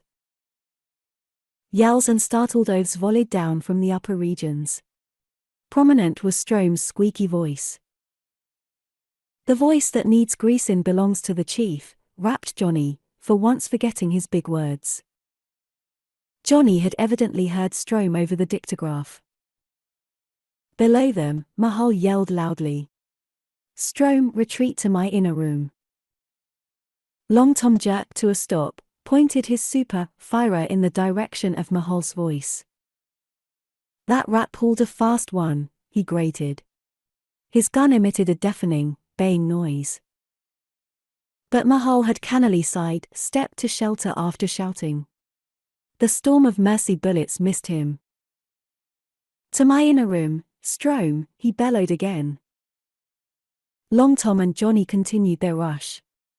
They did not know the meaning of Mahal's command for Strome to withdraw to the innermost sanctum of fakery. They supposed it was a chamber which might more easily be defended. The supposition was a mistake, but due to their excitement, and their anxiety to save Rennie, they learned the truth somewhat tardily. They dived into Mahal's reception room. From behind them came a sound like a dropped tin can. The two men whirled. The door through which they had come was now closed by sliding steel panels. They charged across the room. But before they reached the other door, there was a second metallic clang. Sheet steel barred that door, also. Mahal was indeed a cunning rascal. Many months ago he had equipped his reception room with those steel panels. This had followed a distressing incident in Mahal's life. The wily Farker had got an elderly and particularly gullible society matron under his oriental spell. From her he had wormed a considerable sum of money. The matron's husband, upon learning the facts, had searched Mahal out in a great rage. He had given Mahal the beating of his checkered career. Mahal had equipped his reception room to imprison any such future visitors. He had hoped that the arrangement of steel panels would prove useful in other ways, also. They had. The steel panels could be operated by push buttons concealed in a number of spots. Nor were the panels all. In the ceiling of the reception room, unnoticeable to the casual eye, were minute holes. From these, tubes led to bottles. The bottle necks were equipped with valves which could be opened by pulling a string. The containers held ether. While this substance was not the most efficient of anesthetics, there was an ample quantity of it in the bottles. Mahal tugged the valve strings. A spray of ether poured from the ceiling. It covered the entire reception room. Long Tom and Johnny attempted to open the doors, or to cut through the walls, using their rapid firers. But they gave that up quickly. Both knew enough about ether to realize the vapor was violently explosive. After a while, they went to sleep from the fumes. Mahal let himself into the inner sanctum by a rear doorway. He smirked at Rennie and the girl, who were being held in a corner. Rennie's shirt was open. Across his huge chest were several deep cuts, evidence of torture. "What happened?" squeaked Strome from behind his curtain. Mahal explained about the steel panels and the ether trap. "I am not such a dumb one, eh, Sahib," he finished. Then he started for the curtain. He intended to take advantage of his triumphant moment and get a look at Strome. "Back!" Strome ordered hurriedly. "No one sees my face." Mahal stuttered, "But I..." "No talk. You are going to be a valuable man to me. You have brains, and brains command a high price in my organization." Mahal grinned, no little mollified. "The noise of their guns may have been heard," Strome declared. "Moreover, Doc Savage seems to be well acquainted with this place. It will never do for the bodies to be found here." "No," echoed Mahal, and shivered. "It would point suspicion at me." Strome gave orders. Mahal's reception room was opened. Johnny and Long Tom, senseless, were carried out, and, together with Rennie and the girl, were dumped in the corridor. They were on the point of being hauled outside, when there was an interruption. One of Mahal's gang had evidently gone out to scout the vicinity for more enemies. He returned, no little excited. "A hack. She is parked around the corner," he gulped. "Me, I look in him. She got funny thing under dashboard." Strome had not come from behind his curtain in the inner room. "What is this?" he called loudly. "A taxi with something under the dashboard," Mahal relayed. "Go down and look at it," Strome directed, not showing himself. Mahal departed. Within a very few minutes, Mahal was back. He, too, was perturbed. "There's a radio in the cab, Sahib," he declared. "Parked near it is another car, a coupe. That also contains a radio." "Many cars have radios in this modern day," said Strome disgustedly. "These machines are not only fitted with receivers," Mahal told him. "There are transmitters, too." Shrill profanity came from Strome's lurking place. "Obviously, it is with these radios that the bronze man maintains contact with his associates," he cried. "That suggests an idea." Mahal's slant eyes squinted. "What?" he asked. Strome laughed. "Have that fellow with the big fists get on the radio and tell Doc Savage he is safe, and that everything is all right." Eyeing Rennie, Mahal stated, "You will do as commanded." "Yeah, watch me," Rennie rumbled. "He refuses?" Strome asked. "You said it," boomed Rennie. "Slit the girl's throat," Strome ordered callously, abruptly. "See if he would rather watch that than talk." A swarthy, evil-faced man flashed a knife. He advanced on Midnat Davis. Rennie eyed the knifer in the gloomy corridor. The big-fisted engineer had seen riffraff before. He knew a calloused murderer by sight. This was one. The knife wielder reached over, gripped the girl's hair and bent her head back. Midnight Davis tried to scream.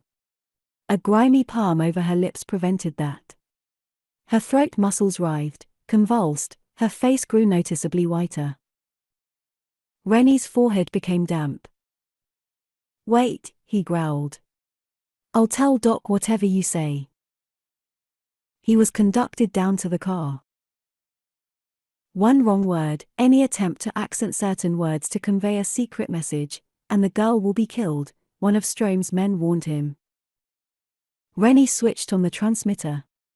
"Doc," he said. His great voice was normal enough. "Yes," came Doc's savage remarkable tones from the loud speaker.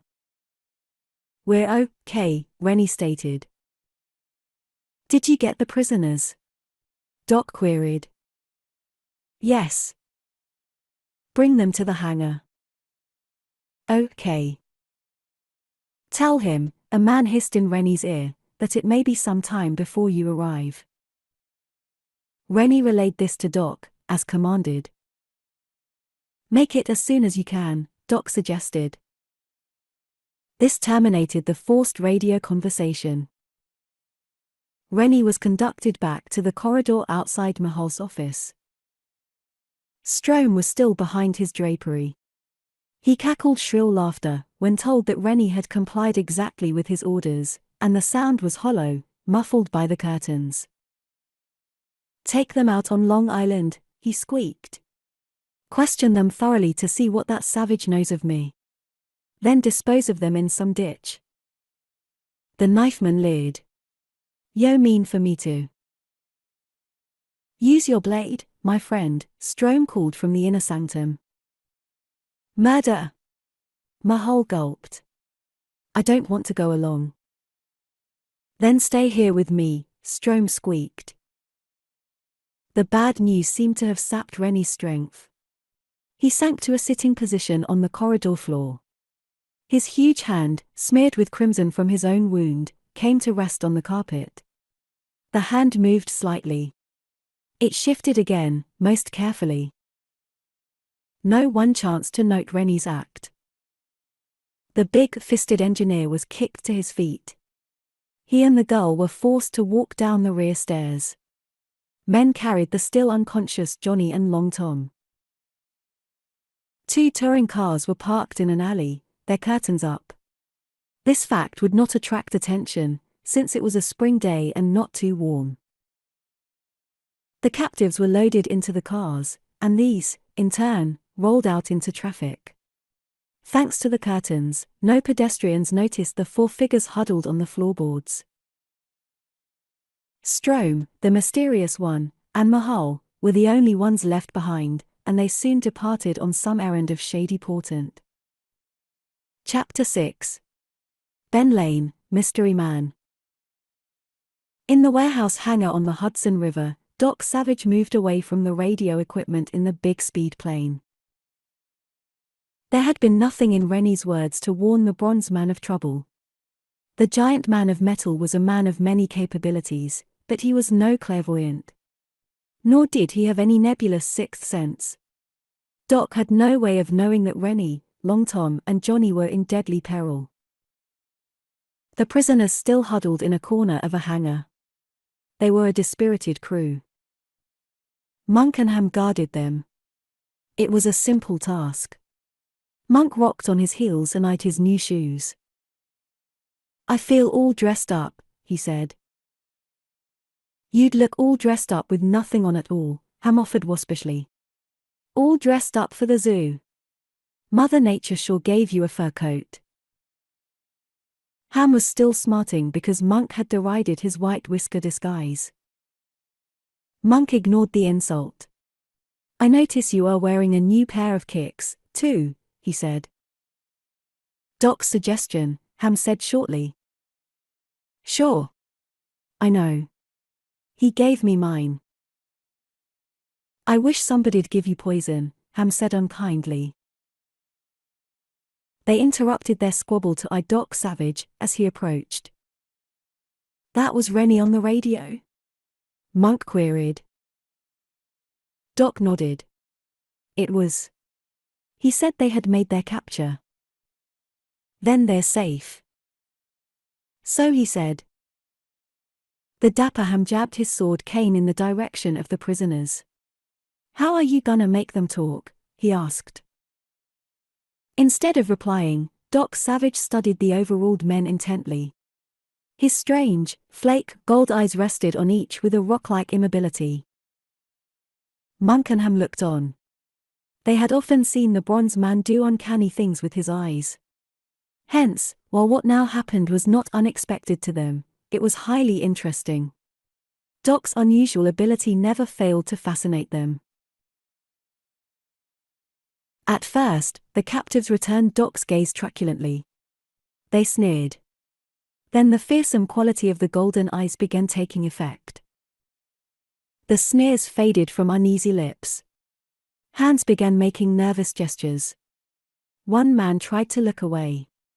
He glared at the ceiling, glowered at the floor, but his gaze returned to Doc's gold orbs as if by magnetic attraction. Where are you fellows from? Doc questioned. His voice held power, a quality which compelled an answer. From Canada snow country, MSU, answered the most weak-kneed of the lot. Silence, Cocken, snarled one of his comrades. Tell this bronze one nothing. Doc went nearer the overruled men. His manner in doing this was singular. His approach was so slow that motion was hardly perceptible.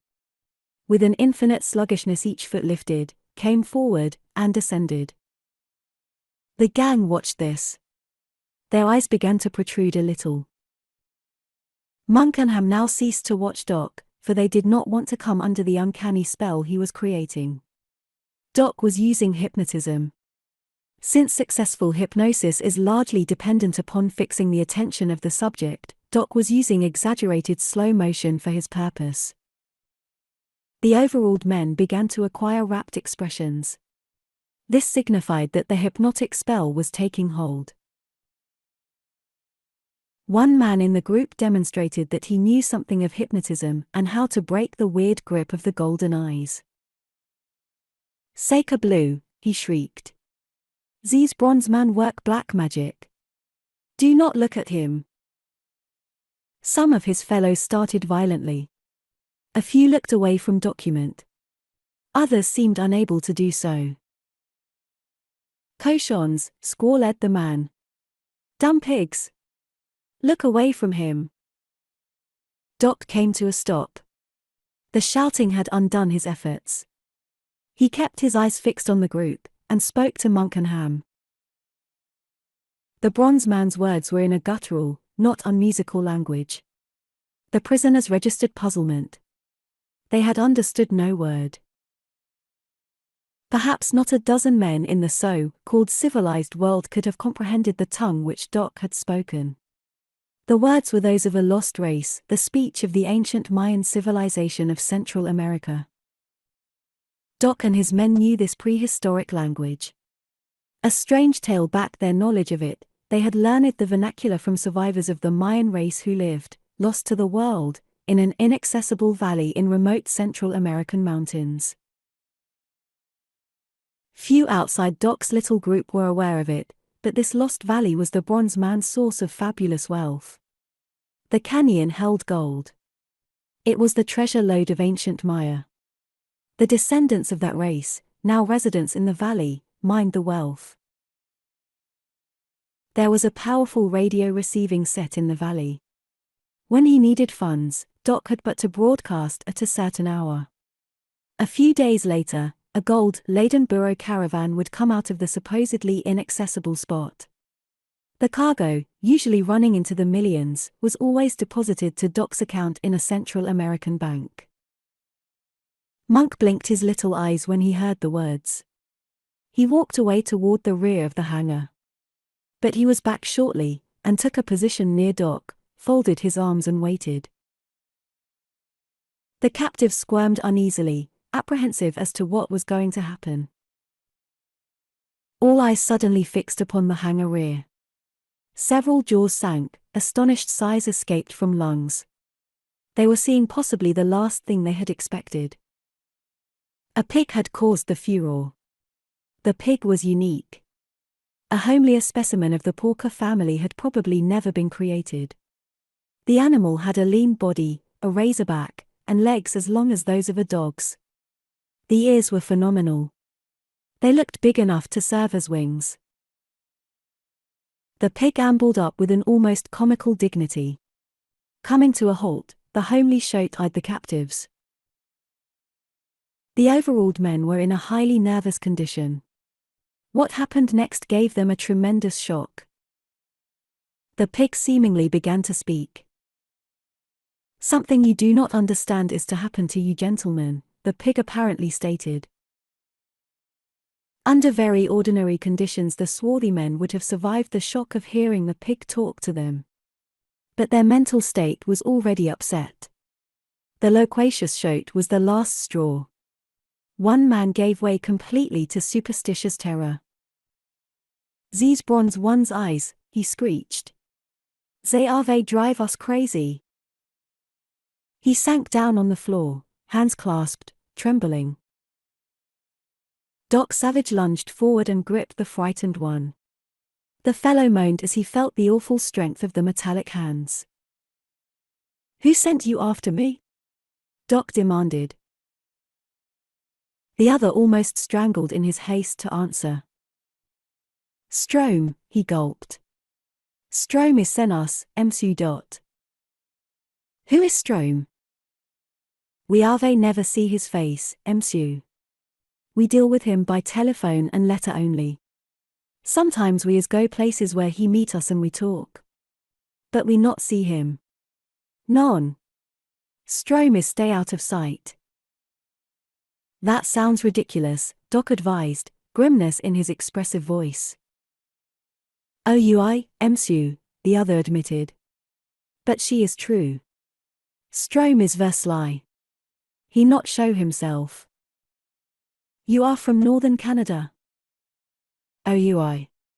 From the snow country." "How did Strome first get in contact with you?" "We were in jail, Msu. We charge with steal the trapper's fur. Strome is furnish money, pay our fines. After that, we take his order, Oi. "Why did Strome send you to get me?" Doc demanded. "To keep yo from helping a man named Benlanium, Msu. "And who is Benlanium?" "That, Msu, we not know." This morsel seemed to be the last drop in the human information well. Doc pumped verbally for some minutes longer, but secured nothing to elaborate what he had already learned. The pig, seated on the hangar floor, had been watching proceedings. Wing-like ears were extended. From time to time, Monk grinned at the shote. These two were kindred souls. A homelier individual than Monk would be hard to find, just as a more grotesque-looking pig would be difficult to locate. "You done a good job, habeas corpus," Monk addressed the pig. "Thanks," said the pig, or it sounded as if he had said it. Monk was an excellent ventriloquist. He was putting the words in the pig's mouth. The shote, habeas corpus, was Monk's pet. Ham twirled his sword cane and scowled at habeas corpus. Ham got along with habeas about as smoothly as with habeas master. Countless times, Ham had threatened to make breakfast bacon out of habeas. "What yo do with us, Msu?" asked a prisoner uneasily. The bronze man's answer was a swift advance. His metallic hands drifted into coat pockets, came out, and, with an eye-defying speed, touched the cheek of the nearest captive. The fellow stared vacantly, then his eyes closed. Down to the floor he sank. He began to snore boisterously. Doc's fingertips touched another man. The same thing happened. He repeated the process. Horrified, some of Strome's hirelings sought to escape. Monk and Ham caught them and held them until Doc's fingers made contact with them. Soon the whole gang slept. It is fairly certain they had no more information to give us, Doc announced. Munkenham did not show amazement at the mysterious manner in which Doc's touch had produced a profound slumber. They had seen this phenomenon before. Rennie and the other two should be showing up with Strome and Mahal, Doc stated. From Strome, we'll learn what is behind all this. Wonder who Ben Lane is? Monk pondered. I am curious about Ben Lane, Doc replied. And Strome can tell us what we want to know. Looks like they ought to be here by now. Doc Savage often followed methods of procedure which bordered on the unfathomable. Outstanding among these was the way in which the bronze man often left the presence of his companions without explaining whence he was bound, or what he intended to do. His goings were sudden, quiet, swift, so that he seemed literally to disappear. Some 10 minutes later, Doc Savage went back to the big trike-motored speed plane. He worked with the radio apparatus for a time, endeavoring to get in touch with Rennie and the others. But he had no success. Doc stepped from the plane and walked around the craft. As far as Munkenham were concerned, he then disappeared. That was the last they saw of him. They even searched the hangar. He's gone. Monk grunted. Well, you missing link, you know what that means, Ham said impolitely. Sure. Doc's hatching a plot. Chapter 7. Crimson Map. Rennie's taxi and Johnny's coupe still stood in the side street near Mahal's establishment. In that particular thoroughfare it chanced there was a no parking rule. Little possibility existed of the machines being tagged by the police, however. The license numbers obviated this. In New York City, personages of importance have small license numerals. The figures on these two machines were among the smallest. No cop was likely to stick a ticket under the windshield wipers.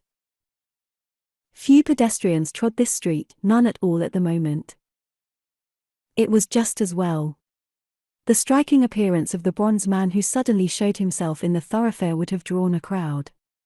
The swiftness with which he approached the two parked vehicles would have attracted startled eyes. A crowd would not have been to Doc Savage's liking. The man of bronze inspected the taxi and the coupe. On the taxi radio control knobs he discerned scarlet smears. These were still sticky. Doc did not know it was Rennie's blood. A chemical analysis would have apprised him of that fact. When subjected to high-powered microscopes and analytical compounds, various life fluids have certain characteristics. In his retentive memory, Doc carried an exact knowledge of Rennie's corpuscular fluid, just as he knew the fingerprints and footprints of all his men. The presence of the crimson verified what Doc had suspected: something was wrong. The bronze man, failing to raise his aides by radio from the Hudson waterfront hangar, had become apprehensive. A desire to investigate had brought him to the vicinity of Mahal's lair.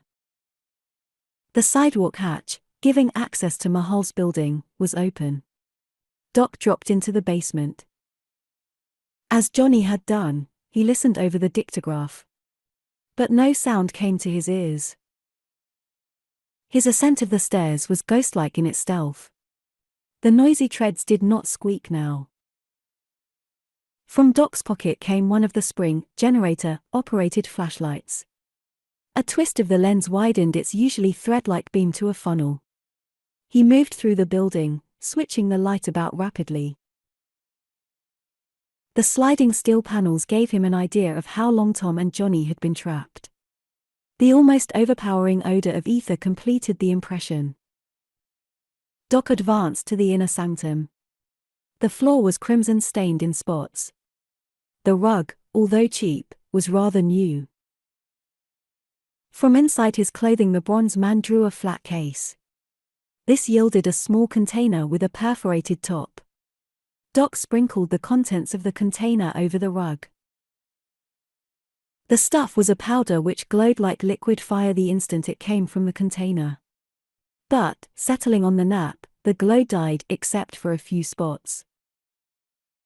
The spots which still glowed bore the shape of footprints. Doc Savage, with his vast knowledge of chemicals, had concocted many useful mixtures, but few were more convenient than this powder. It glowed only when jarred, for the jarring broke the particles, exposing new surfaces to the air, and these shone with phosphorescent luster because of reaction between the compound and the air. Explanation of why the footprints glowed was simple. The weight of the men had depressed the rug nap, and the fibers were still straightening. This microscopic motion was sufficient to jar the powder. Behind the curtain, where the mysterious Strome had stood, there was a circle which glowed. This, an oval perhaps 18 inches long and half as wide, shone like a tiny race track of phosphorus. Doc gave close attention to that circular smear. The bronze man knew, to a fraction of an inch, the footprint size of his men. When he moved with his powder to the hall, he saw Rennie's tracks. The girl's prints supplied a surprise. The irregularity of her tracks showed she had been shoved along by force. To Doc's discerning gaze, this indicated she was a prisoner. 2 sets of dragging tracks meant men carrying burdens. Doc surmised they had borne Long Tom and Johnny. His flake gold eyes photographed carefully, measuring the prints of the men who had seized his aids. He made no notations on paper, yet, so attentive was his memory, that days later he could name the width and length of each shoe sole. Doc noted 2 sets of prints which shone brighter than the others. Their greater sheen was due to the fact that they had been made more recently. The carpet nap was straightening more violently. Mahal and Strome had made these imprints in departing behind the others. Doc realized they had been the last to leave. Accordingly, he gave particular pains to a visual measurement of the foot sizes of Mahal and Strome. But the outstanding clue was a crimson stain on the carpet. Rennie had made that mark unobserved by his captors. He had used his red, stained hand. Doc sank beside the stain. The flashbeam bore steadily upon it, the white light making the mark rubescent. In outline the stain was long and narrow. The outer end was cleft, lobster claw fashion, at the other extremity, it tapered. To untrained eyes it was merely a bloodstain of somewhat grotesque shape. It was assuredly no letter of the alphabet. But to the man of bronze, it conveyed meaning. It bore the shape of Long Island. Doc Savage quitted Mahal's lair in great haste. Big-fisted Rennie had heard Strome's order that they were to be taken to Long Island for questioning and murder. He had managed to leave the imprint of Long Island on the carpet. Slight though the clue was, it was the best Rennie could manage.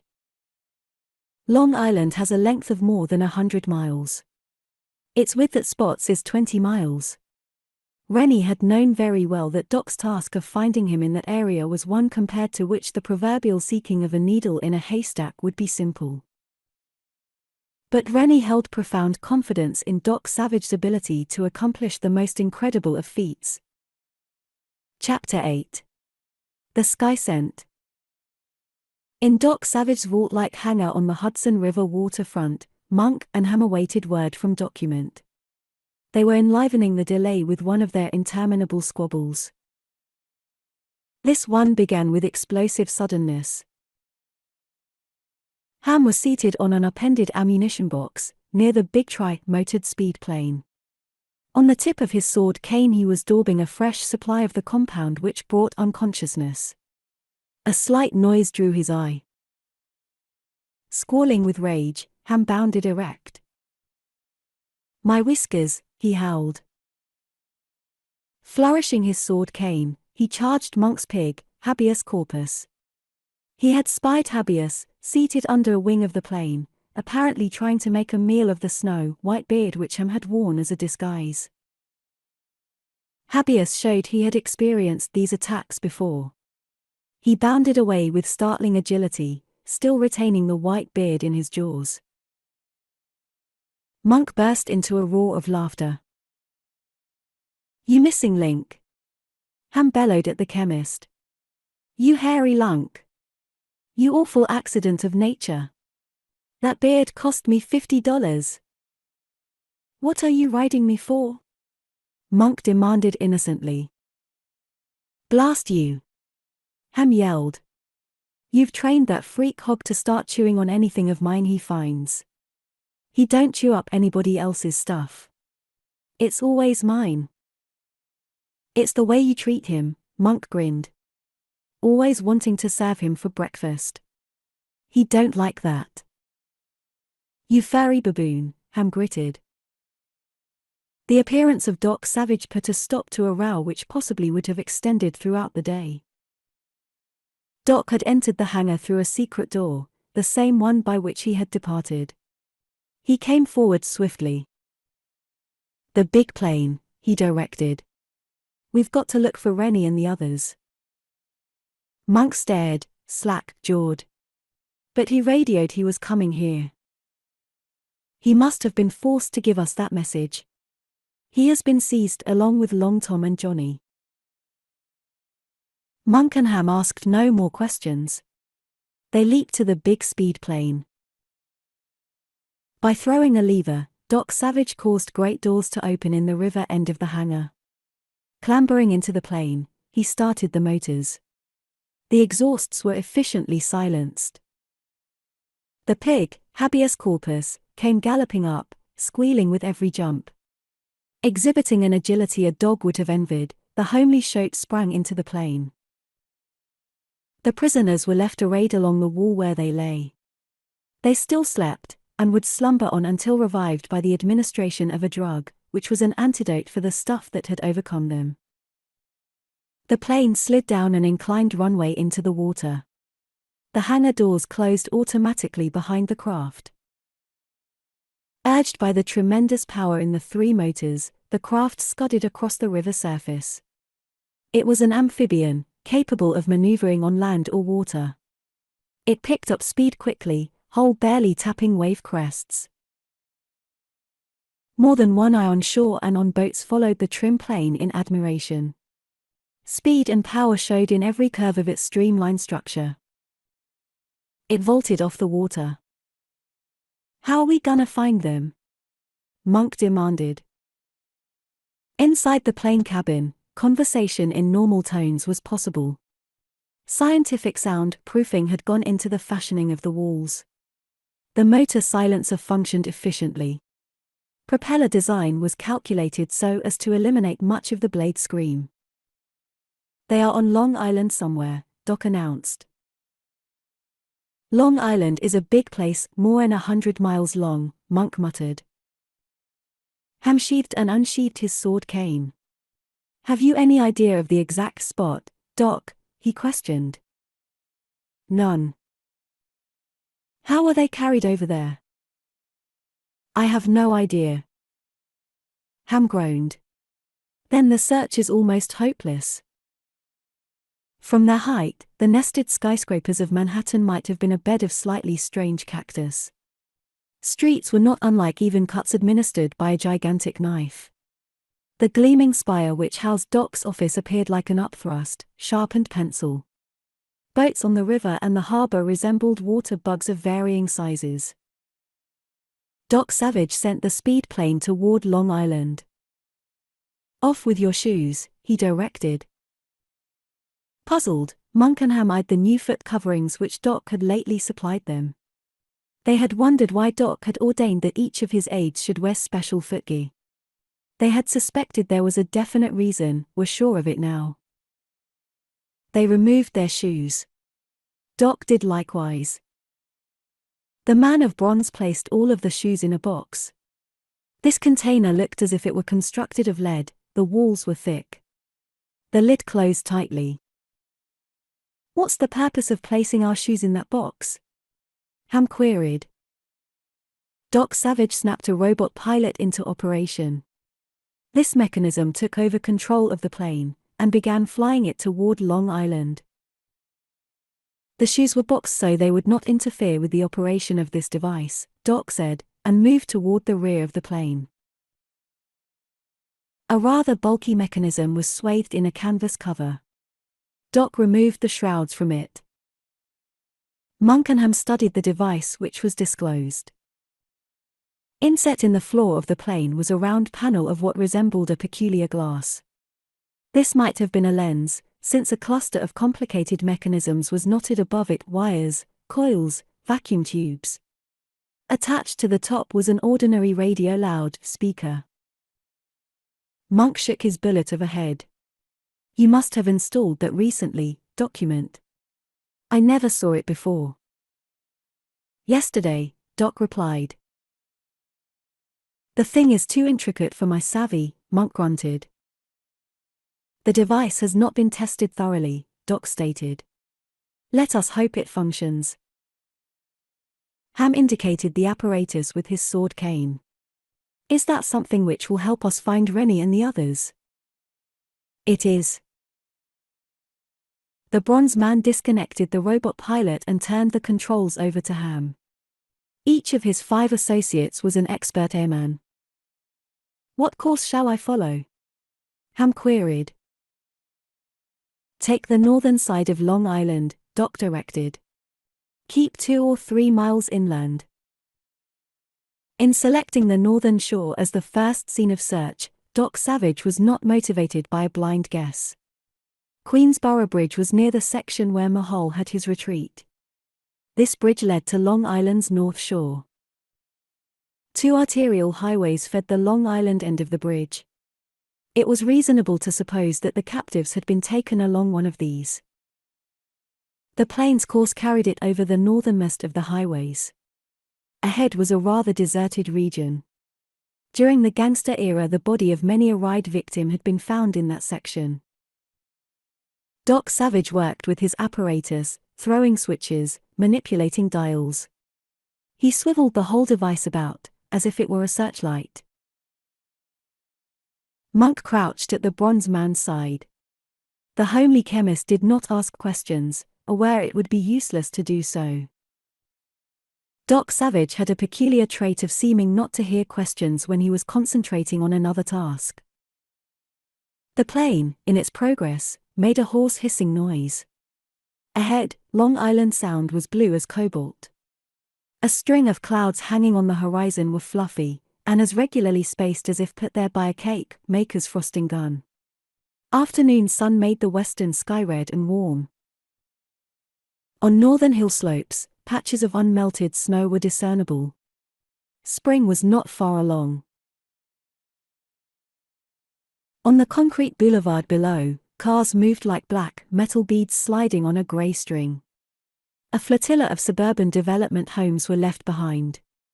Then came woods, dotted here and there with farmhouses, and scarred occasionally by truck patches, as yet unplanted. A little, used road cut through the woodland. Not many cars ran on this. "Listen!" Monk yelled. From the loud speaker of Doc's apparatus was coming a faint wail. Barely audible at first, it loudened. Doc swung the device to the right and the wail decreased. He angled it left, and the sound swelled. A new sound joined the loud speaker wail, a note with an unearthly quality, a trilling. It traveled the musical scale, pleasantly melodious. Doc's sound. This time it possessed a quality of elation. Monk eyed Doc expectantly. The bronze man's trilling, which came only in moments of stress, meant something important had occurred. "It's working," Doc said quietly. Monk pointed at Doc's device. "You mean the noise from that thing indicates the presence of Rennie and the others?" "Exactly," Doc said. "Rather mysterious, eh?" "Mysterious?" Monk gulped. "It's dog-gone magic."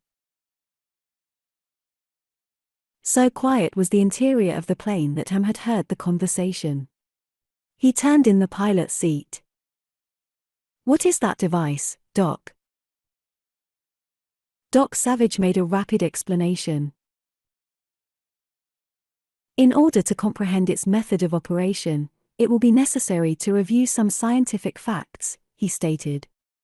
First, you know that certain substances give off emanations or radiations, invisible to the unaided eye.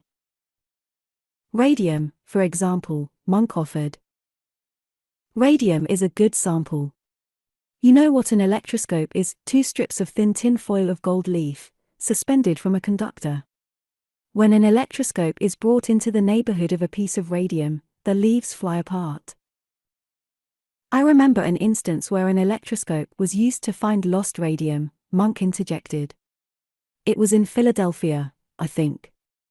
A hospital attendant accidentally washed radium down the saw. They walked along the street with an electroscope. When the leaves flew apart, they dug up the saw, and there was the radium. Suppose you close that oversized trap of yours, Ham suggested unkindly. Let Doc finish explaining about this contraption. You might call my device an elaboration of the electroscope and radium idea, Doc went on. Its function is too intricate for a casual description. The emanations are not detected by electroscope leaves, but through the reaction of chemicals carrying an almost infinitesimal electrical current. The current alternations are amplified, used to actuate an oscillator, which in turn creates a whistle in the loud speaker. I'm getting dizzy, said Ham, who did not claim to be scientific-minded. You've been dizzy for a long time, grinned Monk. The homely chemist was elated at the prospect of locating the prisoners. The compound placed in the heels and soles of your new shoes is not radium, Doc continued. You mean the shoes? Monk exploded. Right. The soles and the heels of those shoes contain a material kindred to radium, especially developed, which gives off strong, invisible emanations. For the love of mud! Monk grunted. Your mystery device here will locate anybody wearing a pair of those shoes. That's it. The emanations pass through most solids, in the fashion of X-rays. The wearer of the shoes may be underground, or in a skyscraper. Simply by flying over the spot and pointing with the device, his whereabouts may be ascertained.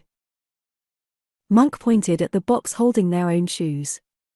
You put our kicks in there so they wouldn't interfere with the locator. The bronze man nodded. The box is one metal the rays won't penetrate. The whistle from the locator was becoming louder. Binoculars were in cases fixed to the cabin walls. Doc extracted a pair and focused them on the terrain below. Monk followed his example. Note the 2 touring cars on that road, Doc directed. I see 'em, Monk grunted. Doc called to Ham. Drop down toward those cars. They're carrying our buddies, Monk demanded. So it would seem. Chapter 9. Midnight Story. The hissing sound the giant plane made as it rushed through the air became more violent as speed increased. The earth came up at them like the wrinkled hide of some pneumatic monster being inflated. A ribbon of grey widened and became a road to their unaided eyes. Specks magnified to bushes, trees. The wailing from Doc's remarkable locator device grew in volume. The bronze man clicked the mechanism off. There's no doubt of it now. Rennie or some of the others, possibly all of them, are in that car. Monk, leaning half out of a window, calculated the speed of the cars. They're hitting a clip, he cried, his small voice lost in a roar of air which the open window admitted. 50 an hour, anyway. That much, at least. How are we gonna stop them? They ain't gonna pull up at our orders, and we can't shoot for fear of hitting our bodies. By way of answer, Doc Savage opened a cabin locker. He brought out metallic objects. They were egg-shaped, except for a pronounced taper at one end. The taper was fitted with metal fins. The articles were as large as Monk's head.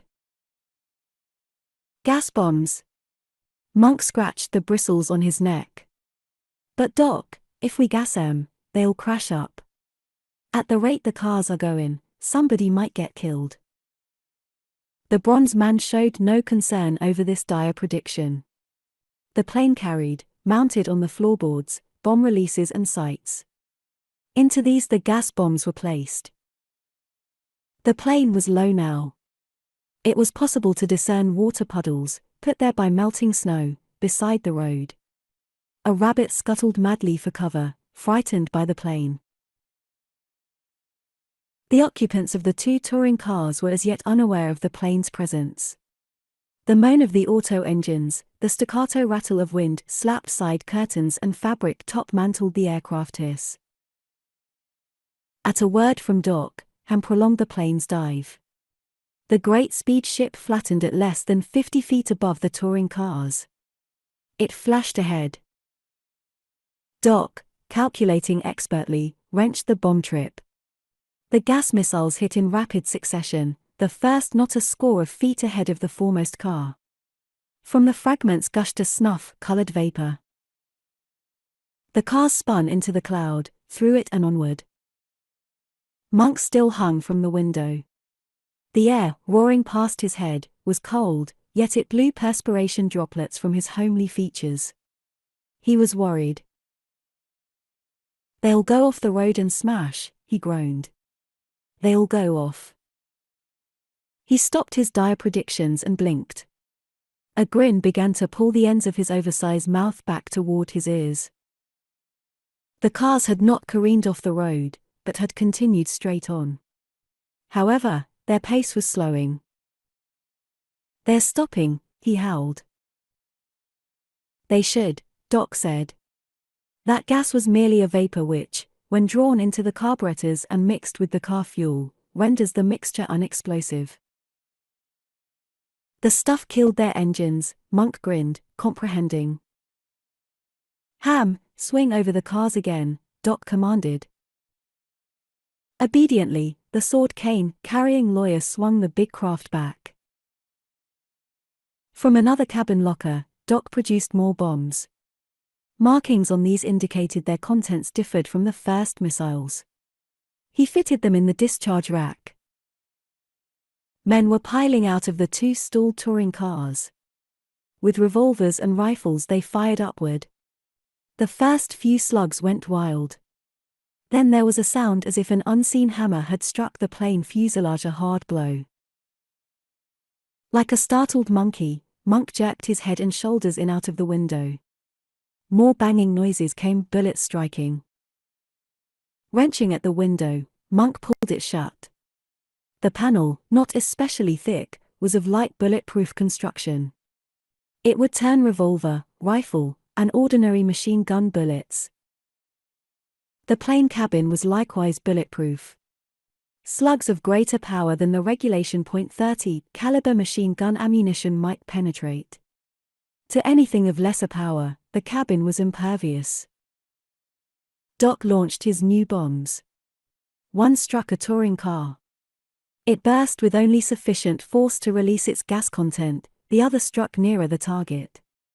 Gas from these was colorless. A wiry, dark man dropped his revolver, put his hands over his face and began to turn around and around slowly, like a top which had run down. Then he fell over. Others collapsed also. Doc now took over the speed plane controls. The road offered the only landing place nearby. Fortunately, it was not paralleled by telephone wires. But the narrow concrete offered a tricky tarmac. Doc moved a lever on the instrument dash, causing retractable landing wheels to withdraw from their wells. By no means the least of the countless things which Doc Savage, by unrelenting practice, had learned to do with a unique skill, was his adeptness as a flyer. Many hours in cockpits, coupled with intensive study of aerodynamics, had furnished him with an ability as a pilot little short of magical. His time at the stick had been more than mere hours in the air. Every minute of it had been study and painstaking practice. The man of bronze needed all of his dexterity in pointing the big ship on the concrete pavement. Landing speed of the bus was high, even though it was fitted with the latest design of wing slots. For all of its danger and necessity of skill, the landing seemed easy, the way the remarkable man of metal accomplished it. When the ship was down solidly, he applied the wheel brakes. The big craft came to a stop perhaps 100 yards from the cars. Its outflung wingtips were only a yard or so above the fence posts. Doc and the others alighted and ran forward. "There's Long Tom," Ham rapped. "And Johnny, the bony galoot," Monk added. Long Tom and Johnny had stepped from the rearmost touring car. Although their late captors were unconscious to a man, they themselves looked little the worse for their experience. However, they staggered slightly as they ran to meet Doc. "They act like they're drunk," Monk offered. "They're still having an ether jag," Doc surmised. Ether was used to overcome somebody in Mahal's place. Probably it was Long Tom and Johnny. At this point, they caught sight of Rennie. He came from the foremost car. Beside him, a young woman moved with a mincing grace. "Say, she's a nifty looker," Monk grinned. Small, dark-haired Midnat Davis was puzzled. "I don't see yet why you tell me to hold my breath as long as I could after that second gas barrage, Msu," she snapped at Rennie. "That was so you would escape the effects of the gas," Rennie rumbled patiently. "I do not understand." "The gas was a form of anesthetic, producing unconsciousness the moment it is breathed," Rennie elaborated. "The stuff mixes with the air and becomes ineffective in something less than a minute." "Oh," said the girl. "Who would think up such a gas?" "Him," said Rennie, and pointed a huge hand at Doc. Midnat Davis looked at Doc Savage. Obviously, it was her first glimpse of the amazing man of bronze. Her eyes widened. Her lips parted. She stumbled and almost fell down. "That is Doc Savage," she gasped. "Sure," Rennie retorted. "Isn't he what you expected?" The young woman eyed Doc, who was now quite near. She took in his unusual proportions, the lithe with which he moved, and his undeniable handsomeness.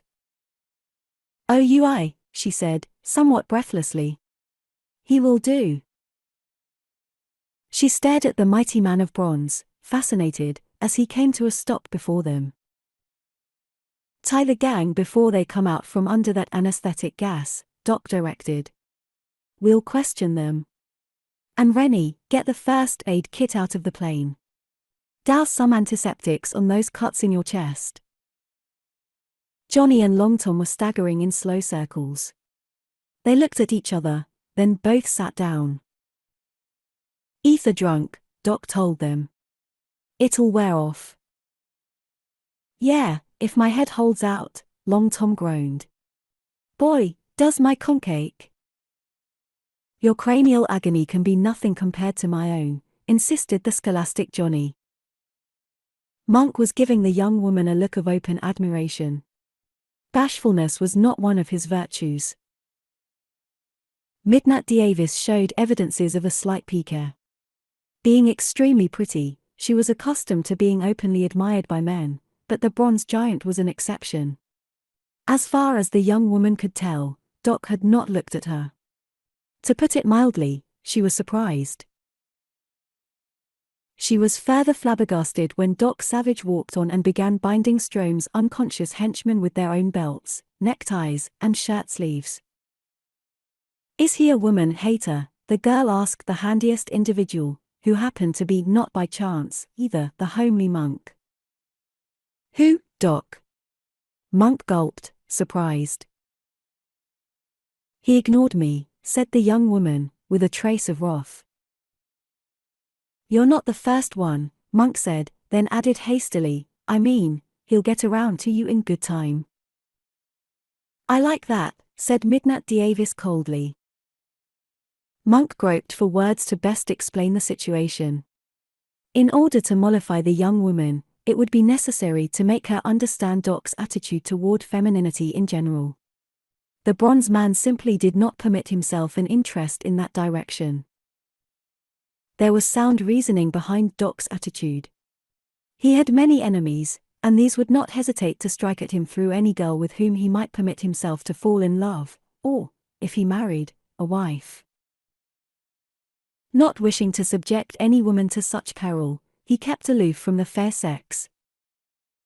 Monk was saved from the necessity of a lengthy explanation by his pig. Habeas corpus had scrambled out of the plane. He came scampering up, huge ears up flop. He came to a stop and scrutinized the young woman. Words came from his mouth. "The rest of us aren't woman haters." Midnight Davis started, gasped. "Par petit. For pity's sakes." "What?" Monk grinned, and by way of breaking the ice, explained that it was ventriloquism. Then he elaborated on the good qualities of his pet, slyly inserting a few of his own qualifications. Ham, from a distance, looked on in disgust. It irked him to see his homely enemy making an impression on the young lady. The prisoners were loaded into the cars. Rennie drove one. Long Tom and Johnny, recuperating from their ether jag, asserted they, together, could manage the other machine. "Take the outfit to the warehouse hangar," Doc directed. "The captives will be conscious by the time you arrive. I'll meet you there. We'll question them." The cars drove ahead far enough to give the plane take-off room. Into the plane, Doc told the young woman. This was the first word he had addressed to her. Her earlier hostility returned. She tapped angry heels to the plane, and got in. They took off without mishap. When he had the plane volleying toward the Hudson River, Doc turned the controls over to Monk and went back in the cabin, to where Midnight Davis occupied a seat. "For the next few minutes we can talk," Doc said quietly. "Suppose we become acquainted." Just a moment earlier, the young woman had been reflecting that she would give the bronze man a chilly reception when he did address her.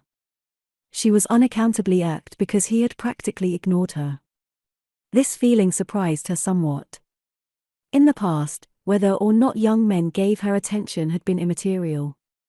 Usually, she preferred that they take their deferences elsewhere. But she found herself extraordinarily fascinated by this bronze man, and she resented his lack of interest.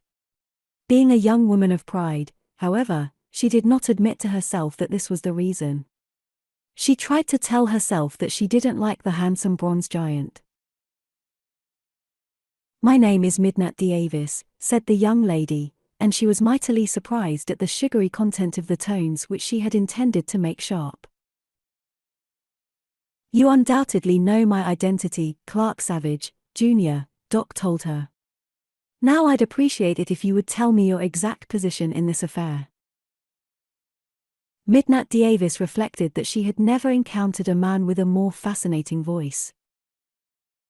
"I am a private detective," she stated. "My office is in Toronto, Canada. I am in the employ of a man named Benlanium." "Excellent. We are very anxious to obtain information about Benlanium." "I am afraid I will not be able to help you much, Monsieur. I do not know Benlanium personally."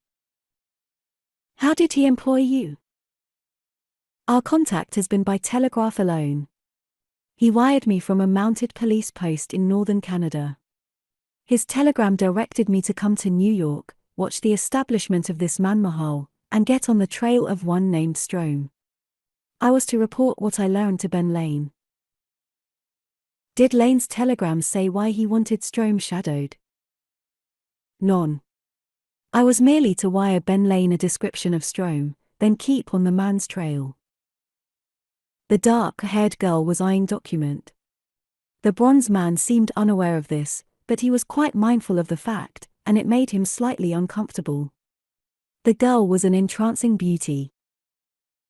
Benlanium apparently knew that Strome had headed for New York to contact Mahal. Midnight Davis nodded. Undoubtedly, Msu Savage. To where were you directed to send your report on Strome's movements? To Captain Stonefelt, at the Snow Mountain post of the Royal Northwest Mounted Police. Snow Mountain, Doc reflected aloud. That is far up in the Northwest Territory. It is one of the most remote mounted police posts. There are no telephone nor telegraph lines. Communication, at this season, is by mounted police radio. You have been in the region? Asked the girl, surprised. Not exactly, Doc told her quietly. Midnight Davis wrinkled an attractive brow. But how? Monk enlightened her. The longer you know Doc, the more you'll be surprised, he told her. He has a fabulous fund of information. He is a mental marvel. He can name most of the streets in any city in the world you name. That's enough, Doc advised Monk, uncomfortably. Grinning, Monk subsided. Chapter 10. The Glass Cage. The speed plane was crossing the bundled spires of New York City. It tilted, banked down and swooped for the Hudson. I was following Strome, said Midnight Davis. That's how I happened to be in Mahal's house. Doc studied the young woman. Can you tell us what this is all about? Non, Msu. She shook her head vehemently. It is all a deep mystery to me.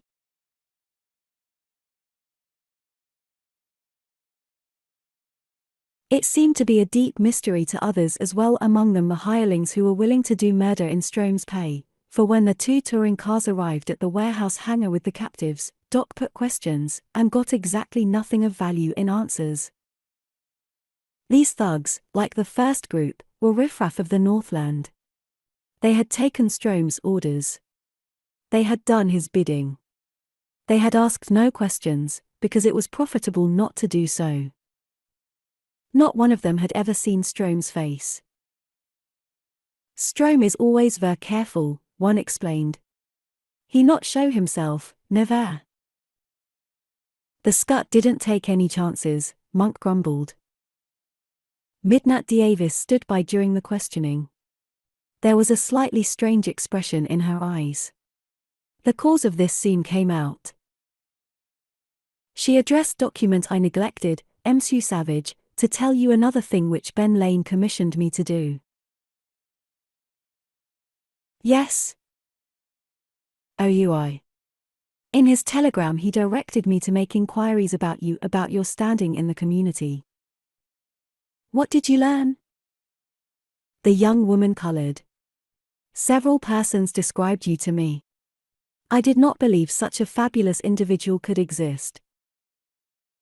Ham came up, twirling his sword cane, and joined the conversation. He seemed to have overheard the last of it. Why could Benlanium have been checking up on you, Doc? He pondered aloud. We know Benlanium had contemplated an appeal for help, Doc stated. It's reasonable to suppose that he would want to check up to learn whether I could actually be of any assistance. Ham nodded agreement. What's our next move? He asked. We're going to get in touch with Benlanium. Using the big radio transmitter at the office, we should be able to contact the Snow Mountain Mounted Police Station. If not, we'll have our messages relayed. Captain Stonefelt at the Snow Mountain Post should know something, Midnight Davis interpolated. As I told you, it was through him that I was to make my reports to Benlanium. Strome and Mahal are still in town, Ham said grimly. This Strome seems to be a bad customer. I wouldn't be surprised if we got more attention from him. As a prophet, Ham was not bad. They found that out not many minutes later.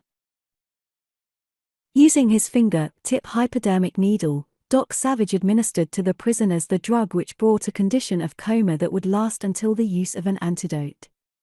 Then he employed the telephone for a long-distance call to his weird college in upstate New York. A shipment of guinea pigs is ready for you, he stated into the mouthpiece. You will need 3 carrying cases. The guinea pigs can be picked up at the river place. Telephone operators, with time idle on their hands, have been known to listen in on conversations. Hence, Doc had used a simple code. The guinea pigs were the criminals now sleeping in the hangar, who were to be cured of their knavery. The carrying cases were ambulances, and the river place, of course, signified the warehouse hangar. The bronze man made a second call. This was to the police. Anything we can do, Mr. Savage? Asked the officer who answered the call. The cop had recognized Doc's unusual voice. He sounded extremely anxious to please. Evidently he knew something of Doc's reputation. Probably he was also aware of an order posted in all precinct stations, signed by the police commissioner himself, directing that Doc Savage was to receive every cooperation, and no questions asked. Have a general pick-up order issued for the following men. Doc gave a rapid, accurate description of Mahal, a word picture which would have astounded Mahal, who had thought Doc had not so much as seen him. We know that fellow, the officer stated. He's a fake mystic. The other man you are to look for is known to us only as Strome, Doc stated. Strome may be found in the company of Mahal. Strome wears size 10 shoes. Mahal weighs about 140. Strome is about 30 pounds heavier. He walks with long strides. What about his features? We have never seen him, Doc replied. Huh? Exploded the cop. Our information came from the study of his tracks, Doc explained. The bronze man ended the conversation, leaving the minion of the law somewhat baffled. The policeman would have been more surprised had he known how Doc had made Strome's footprints visible with the glowing powder. Doc had seen Mahal, hence knew his approximate weight. Strome's prints on the carpet, Doc judged, had been 30 pounds heavier than Mahal's. Ham was eyeing Monk in disgust. The homely chemist was engaged in telling attractive Midnight Davis some facts about Doc Savage. Stated Monk, Doc has countless enemies. Every criminal has reason to hate him. He is in constant peril. How does he avoid all the danger, M.S.U. Monk? By employing every possible precaution, Monk told her. Take his skyscraper office, for instance. The place is equipped with some unusual devices. A prowler cannot enter the place without warning of his presence being flashed. Moreover, there are contrivances which will seize the prowler. The words were hardly off Monk's lips when an electric bell jangled loudly through the hangar. What's that? Queried the girl. Monk had a startled look. For the love of mud. That's one of the alarms I was telling you about. Somebody is in Doc's skyscraper office. Doc Savage was already flashing across the hangar. He jerked a lever which opened the great sliding entrance doors. Vaulting into one of the touring cars, he trod the starter pedal. Come on. Monk directed the girl hastily. Let's get up to the office. He seized habeas corpus by one ear. They all piled outside, closed the hangar doors behind them and loaded into the touring car. The machine was not new, there being piston slaps in the motor and a bad jerking when the clutch took hold. A moment after he had the machine in motion, Doc Savage surrendered the wheel to Monk. The bronze man slid out, and rode on the running board. Doc Savage habitually did this. In the present instance, he was motivated by 2 reasons. First, he was outside where he could spot possible danger. Second, his presence on the running board was in the nature of a badge which passed him quickly through traffic. Most policemen knew him by sight. Traffic whistles shrilling, they opened a passage. Peace filled the skyscraper lobby. Stenographers, clerical workers, business executives swarmed the place. It was quitting time for Manhattan's millions. The private speed elevator lifted them to the 86th floor. Doc whipped out, the others crowding after him. "Oh oh," Monk said, and pointed. Some weeks ago, Doc Savage had equipped the office with a new door. Apparently of wood, it was actually of thick steel with a coating of veneer. Inset in the panel was a letter drop. The construction of this resembled that of the night depository receptacles used by banks. Where the lock of the door had been, an irregular hole now gaped. "Somebody used a cutting torch on it," boomed big-fisted Rennie. The door swung open at Doc's touch. They entered. "Lamp the mailbox," ejaculated Monk. The cutting torch had also been used on the mail container. Letters which it had held were scattered on the floor, opened. They were largely advertising circulars. The safe attracted their notice next. The torch had been employed on this, also, but unsuccessfully. The large vault was of laminated construction, some of the layers being of a metal impervious to any melting heat created by ordinary methods. "The marauder was frustrated by the steel depository," said the big-worded Johnny. "I wonder if the birds got away," pondered the unhealthy-looking Long Tom. That was answered when they advanced into the library. An aisle led through the rows of bookcases to the laboratory beyond. This runway was several feet wide. In it, Mahal paced. He stamped about in small circles, his eyes staring. Terror rode his almond face. His hat lay underfoot, shapeless. He had trampled on it. Mahal's hair had a very greasy appearance. No lights were on in the laboratory. The afternoon sun shone on the opposite side of the building. As a result, there was gloom. Midnight Davis stared at Mahal. She noticed the extremely narrow area which he paced. Just why Mahal should walk there in the aisle apparently dumbfounded her. "What keeps him there, Msu?" she demanded. Before an answer could be given, Mahal snatched a revolver out of his clothing. With a wild-eyed desperation he leveled the weapon. It exploded. In mid-air, not more than a yard from Mahal's face, the bullet mysteriously splattered into countless fragments. "Oh," the girl ejaculated. "I understand, now. OUI. He is enclosed by glass panels." "Bulletproof glass," Monk elaborated. "Unless you walk along that aisle just so, the panels drop down from the ceiling. I told you Doc had traps in here. That's just one of them." Mahal, more frightened than ever, threw down his gun. He waved his arms, screeched in his native tongue. "I meant no harm, Sahib." "What a lie," Monk grinned, and crossed the library to actuate the levers which caused the glass panels to withdraw into the ceiling. There, their presence became unnoticeable. Mahal was seized. A search of his pockets yielded cartridges for the gun, a few American coins, and a sizable roll of Canadian currency. Doc counted the latter $1,000 Dominion. "Strome is not a cheap skate," Ham said wryly. He prodded Mahal with his sword cane. "Strome gave you that money, didn't he?" "Narin, Sahibs," Mahal lied. "No, sirs, I have never heard of a man named Strome."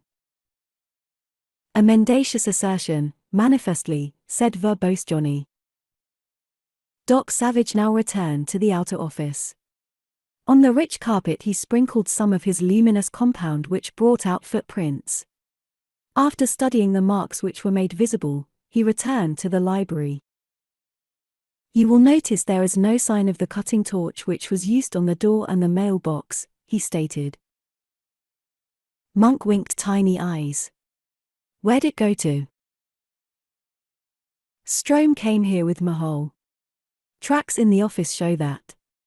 No doubt Strome fled when Mahal was trapped, taking the torch, and whatever they secured from the mailbox, letters or telegrams.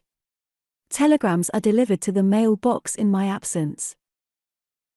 Monk grinned at Mahal. So your boss ran off and left you? I know nothing, Sahibs, Mahal snarled. I demand that you release me. What a laugh! Monk snorted. Chapter 11. Benlanium's message. Mahal was escorted to the reception room. Johnny, gaunt and ominous as a skeleton in his ill-fitting clothing, closed the outer door. It made little difference that there was a hole where the lock had been cut out. Since Doc occupied the entire 86th floor, there was unlikely to be passers-by who might hear whatever noise attended the process of making Mahal talk. As for Mahal himself, he looked on with hot flames in his dark eyes. His earlier fright had subsided surprisingly. Monk remarked of this. The mug seems to be getting his dander back. If I was in his socks, I'd do some tall worrying. In a bare space along one wall, Doc Savage placed a plain chair. Mahal seated himself in this meekly enough, when thus directed. You undoubtedly saw Strome's face, Doc said. You will describe him to us. The bronze man's voice was pitched neither higher nor lower than usual. Yet it had acquired a quality of grimness which caused Mahal's almond skin to assume a hue somewhat resembling that of a freshly peeled onion. You have made the great mistake in seizing me, Sahibs, he said. You might as well drop that attitude, Doc advised. Mahal showed his fine white teeth in a sneer. You threaten me? What do you think? Release me. Mahal snapped. I am becoming impatient.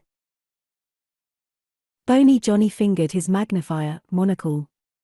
The rogue exhibits a preposterous defiance, unless he possesses some unforeseen resource. He does act like he had an ace up his sleeve, thumped Rennie. He blocked out his huge fists and held them up for Mahal's inspection. How about me giving him a knuckle kissing, Doc? Mahal squirmed. He lifted a hand and strained it through his greasy hair. Free me, he demanded. Monk, Doc addressed the homely chemist, you know where the truth serums are kept in the laboratory. Get them. Monk leered at Mahal, said, Buddy, you may not think so, but you're gonna tell more truth than you ever told before, and ambled off toward the laboratory. Mahal did an unexpected thing. He snatched out a small fistful of his own hair. The pain made him grimace. He held the hair close to his own lips. Fools, he gritted. Strome foresaw this very possibility. He gave me the means of escape. Doc had not moved.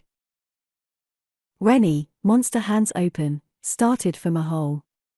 Doc's voice stopped him. Wait, directed the bronze man. The fellow isn't kidding. On my hair, Strome smeared a chemical compound, Mahal jeered. Mixed with saliva, it forms a poisonous gas.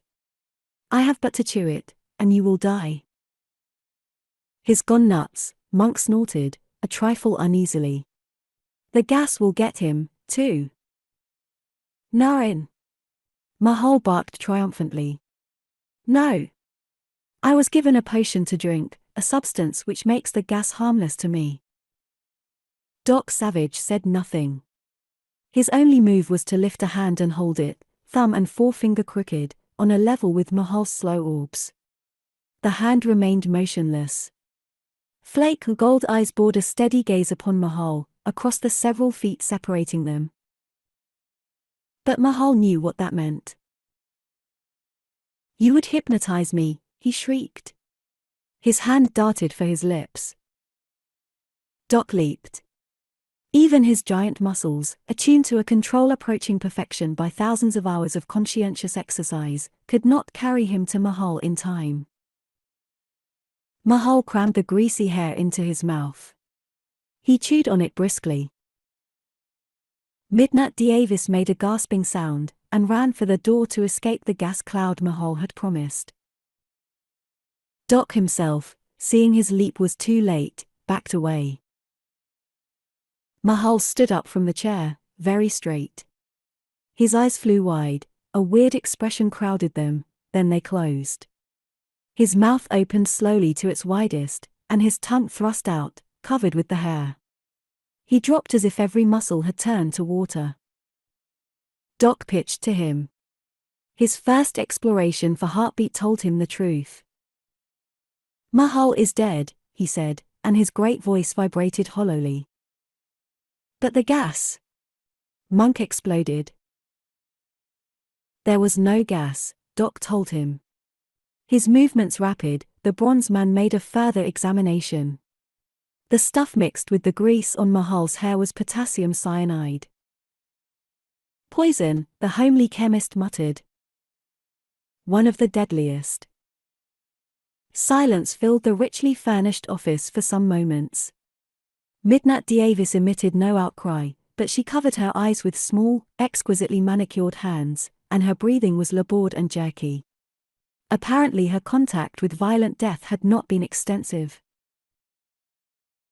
The man was convinced a fatal vapor would emanate from his lips upon mastication of the hair. Big, worded Johnny said hollowly.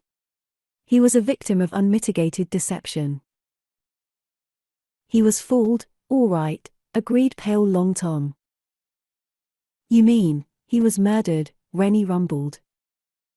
Murdered? It's obvious.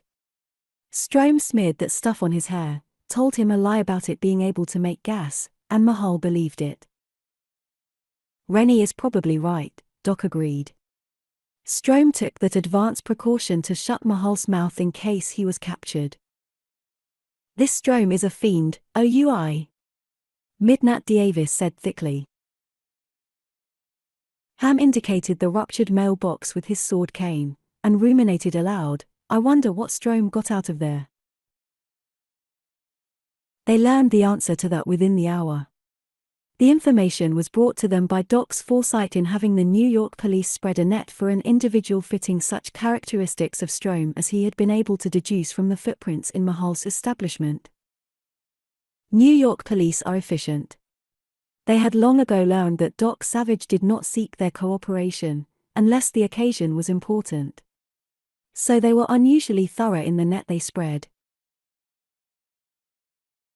Among other things, they watched the airports, giving great attention to men weighing about 170 pounds, wearing shoes which appeared to be size 10, and who walked with long strides.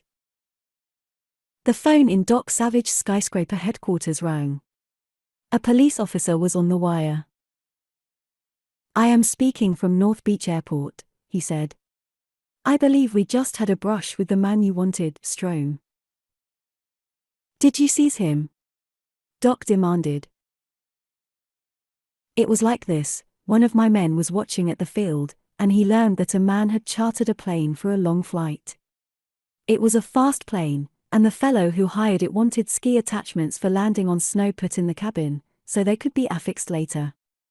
The plane is among the fastest in the United States. The officer hesitated, as if he regretted the rest of his information. The bird who chartered the plane arrived. He had his overcoat turned up, his hat yanked down, and a muffler up around his nose. My cop started to question him, and got a blow over the eye with a pistol barrel that laid him out. But he grabbed the man's overcoat pocket and tore it open, and some stuff fell out. Strome escaped if it was Strome. I'm very sorry, Mr. Savage, but he did. He ran to the plane, clubbed the pilot into senselessness the same way he did my cop, and took off. His plane is tremendously fast. Which way did he head? Due north. By now, not even a Schneider Cup racer could catch him. Did anyone see his face? Nope. Nobody. Did he leave any tracks which could be measured? Yes. And they were made by size 10 shoes. It was undoubtedly Strome, Doc replied. You said objects fell out of his overcoat pocket when it was torn. What were they? Some money and a telegram. The telegram was addressed to you. It was sent from a point in Canada, and is signed by Ben Lane. Read it. The officer read slowly. It says, Doc Savage, New York City. Imperative that I have assistance of man of your ability. Stop. Am leaving Snow Mountain at once by dog team, en route New York. Stop. By dog team, train and plane, trip will take several days. Stop. This wire is for purpose imploring you not to engage in other affairs which would prevent your helping me. And it's signed, Benlanium. Doc Savage considered briefly. Look at the wire, officer, and see if it was relayed by radio. Yes. It says, via radio, at the top. It was sent from Snow Mountain, Canada. Very well. Any further information? That's the end. The other occupants of Doc's office had looked on during the conversation. All wore curious expressions.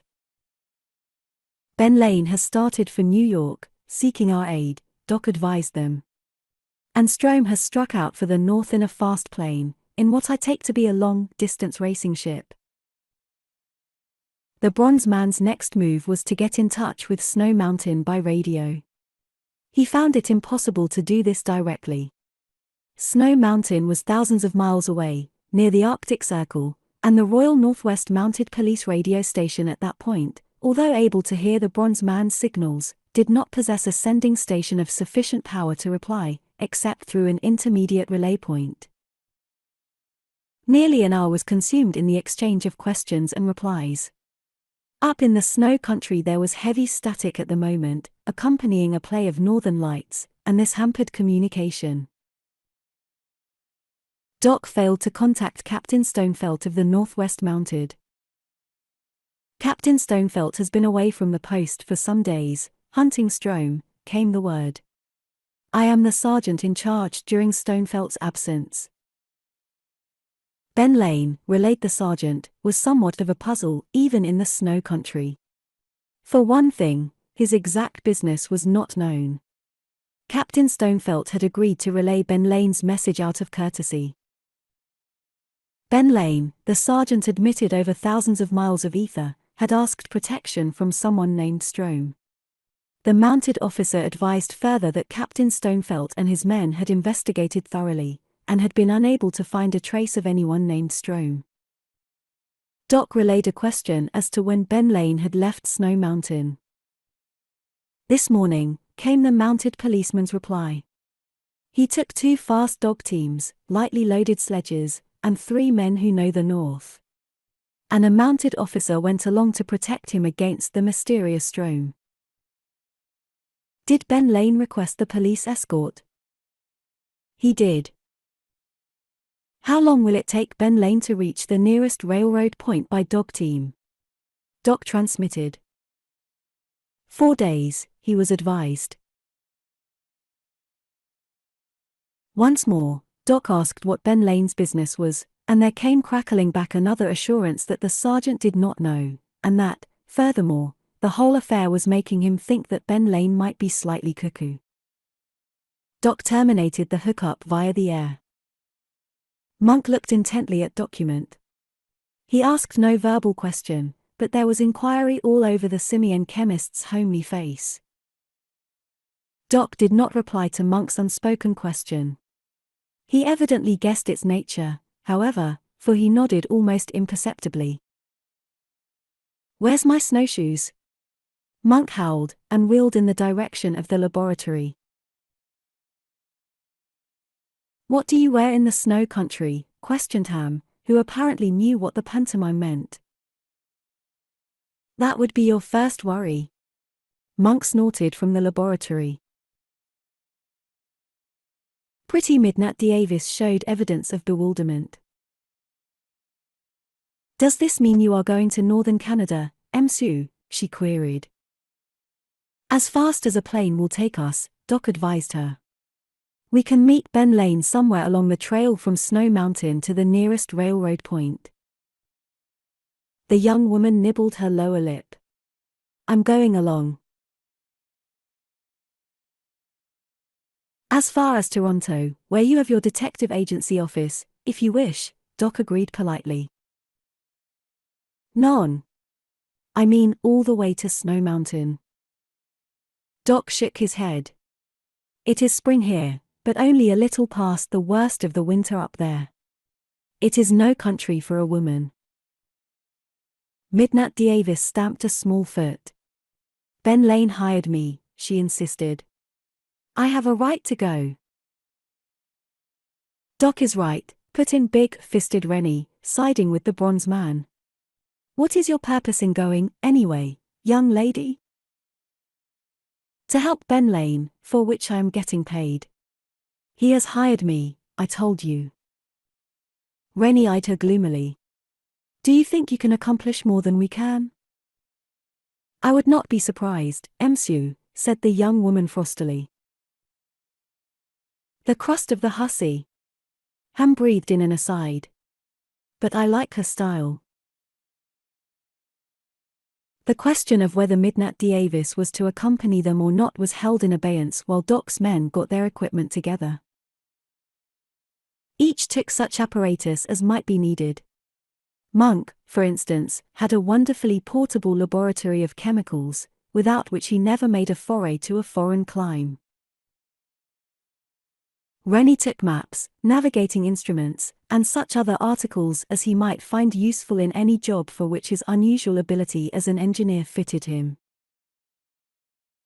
Johnny, the geologist and archaeologist, posted himself on the geologic facts concerning the vicinity of Snow Mountain.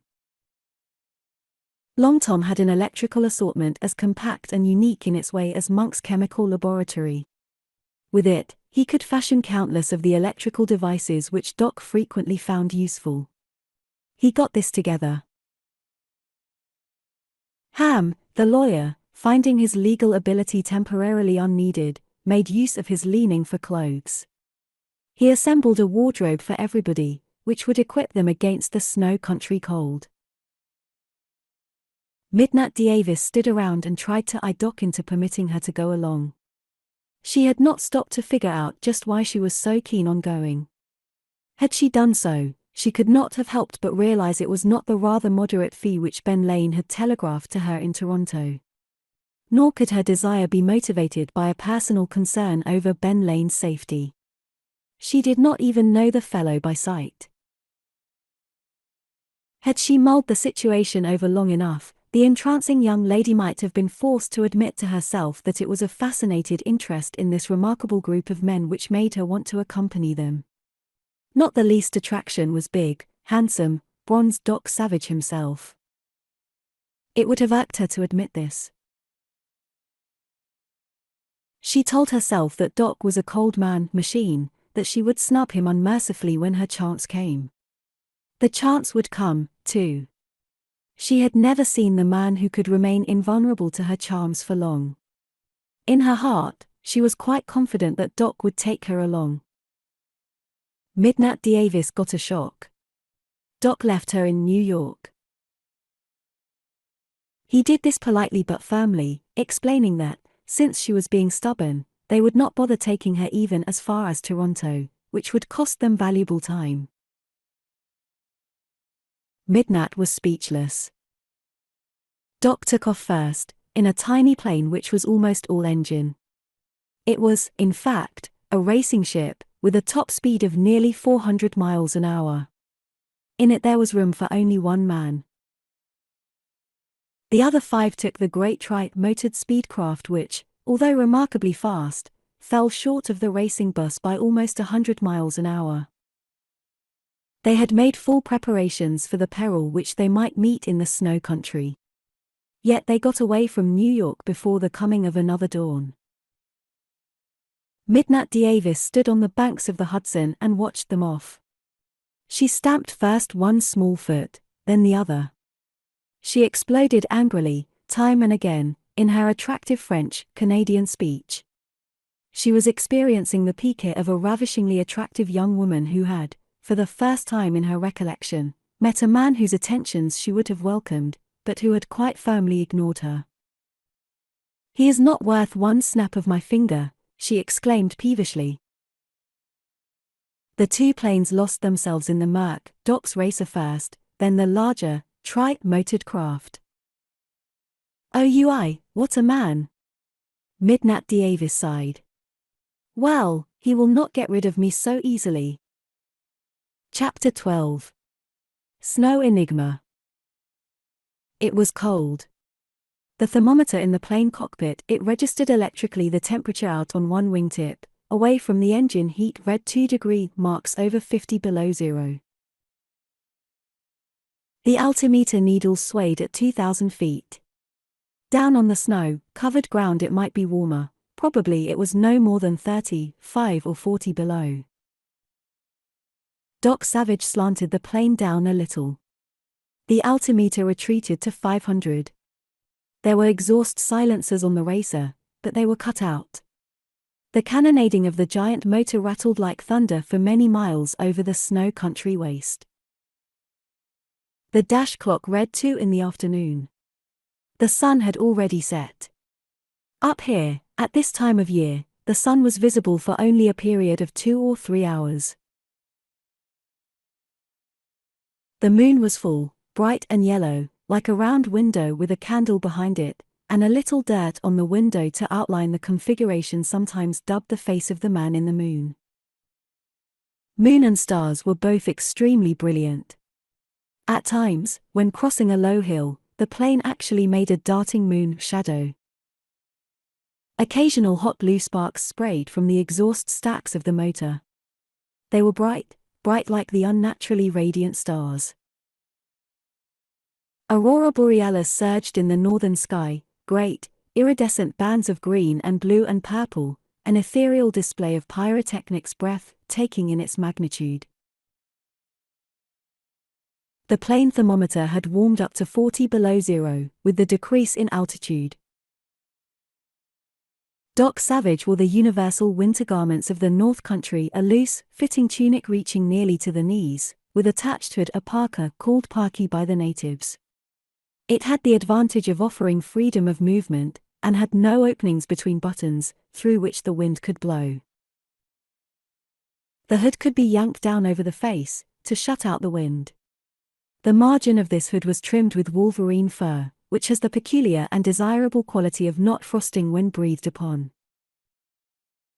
Trousers were of bear skin, moccasins of moose hide.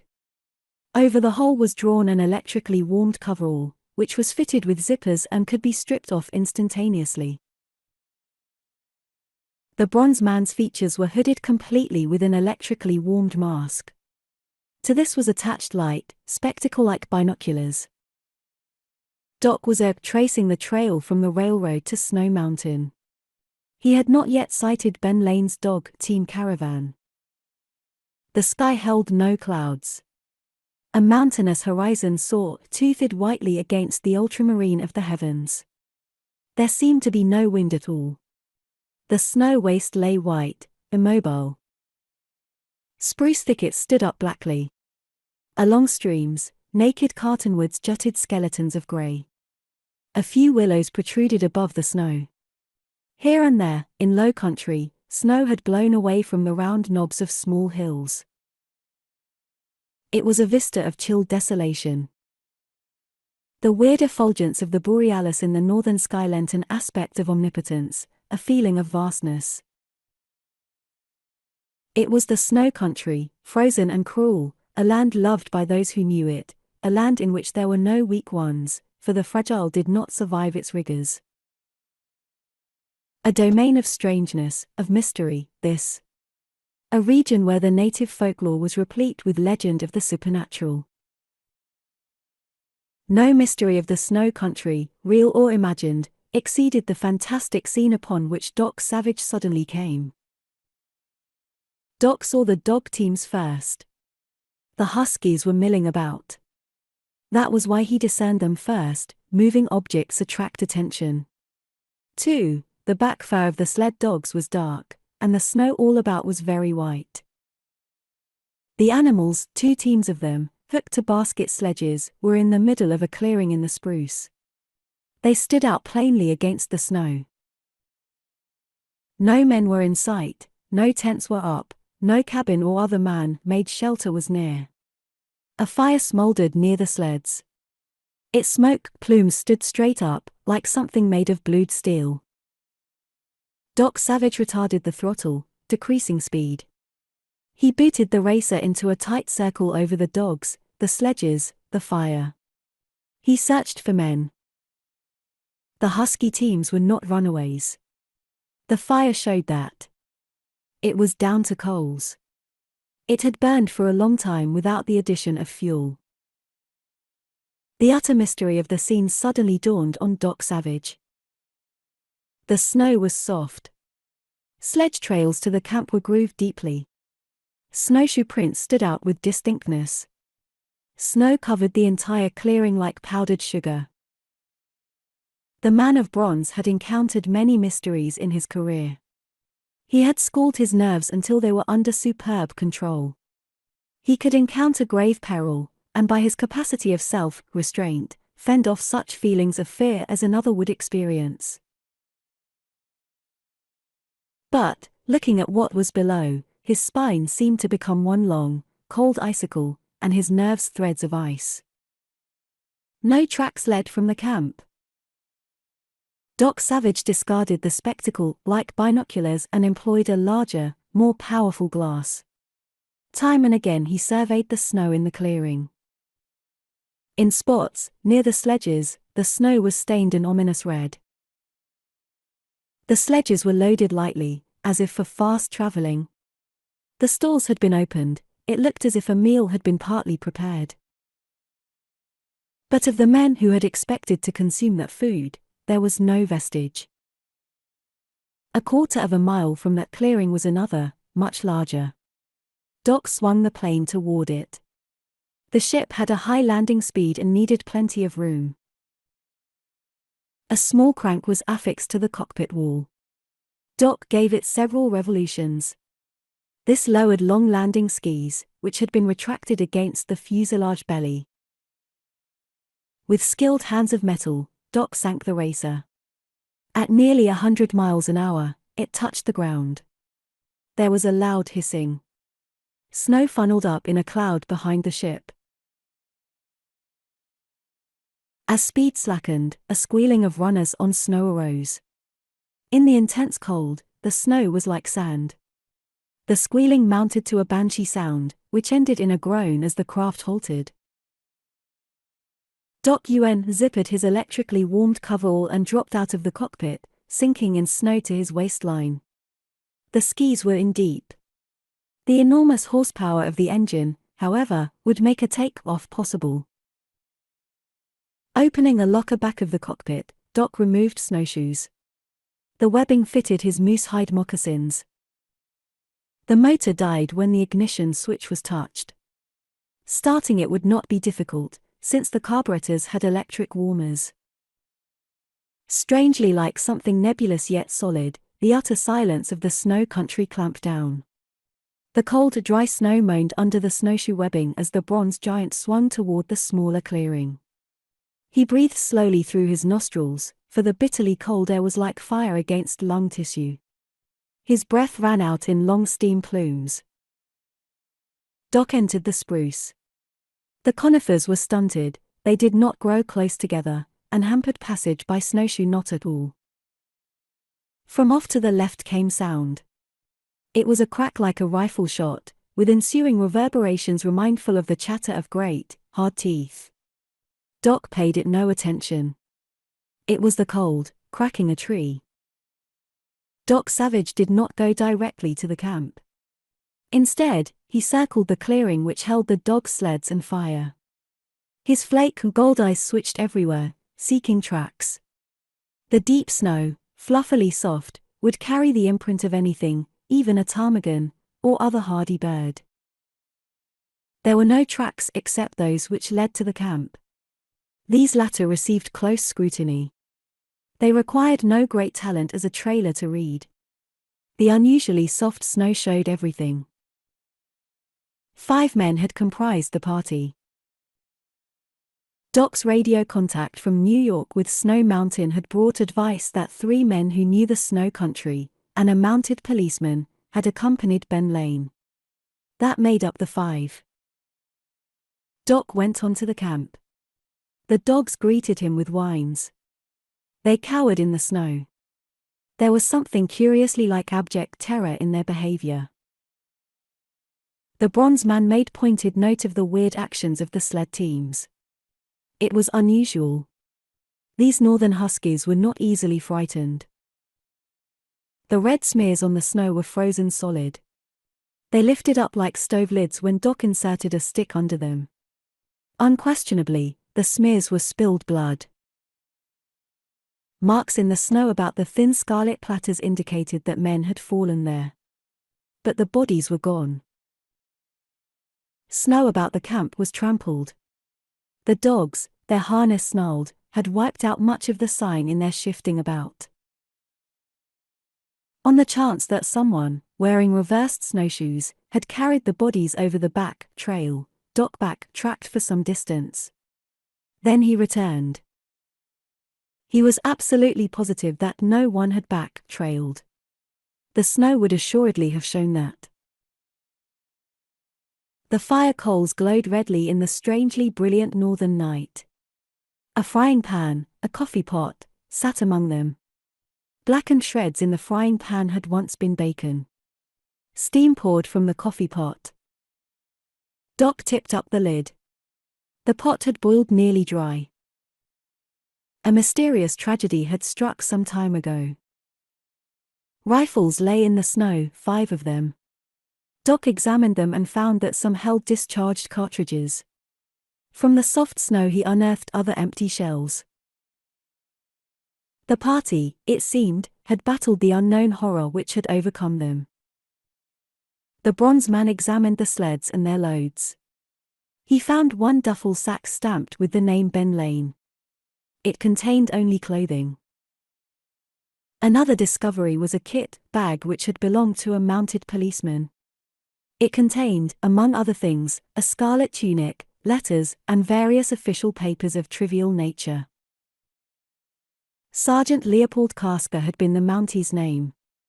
He was attached to the Snow Mountain post commanded by Captain Stonefelt. Doc Savage made another wide circle of the clearing. He found no tracks except his own. Incredible as it seemed, Benlanium and his companions had vanished without leaving a trace.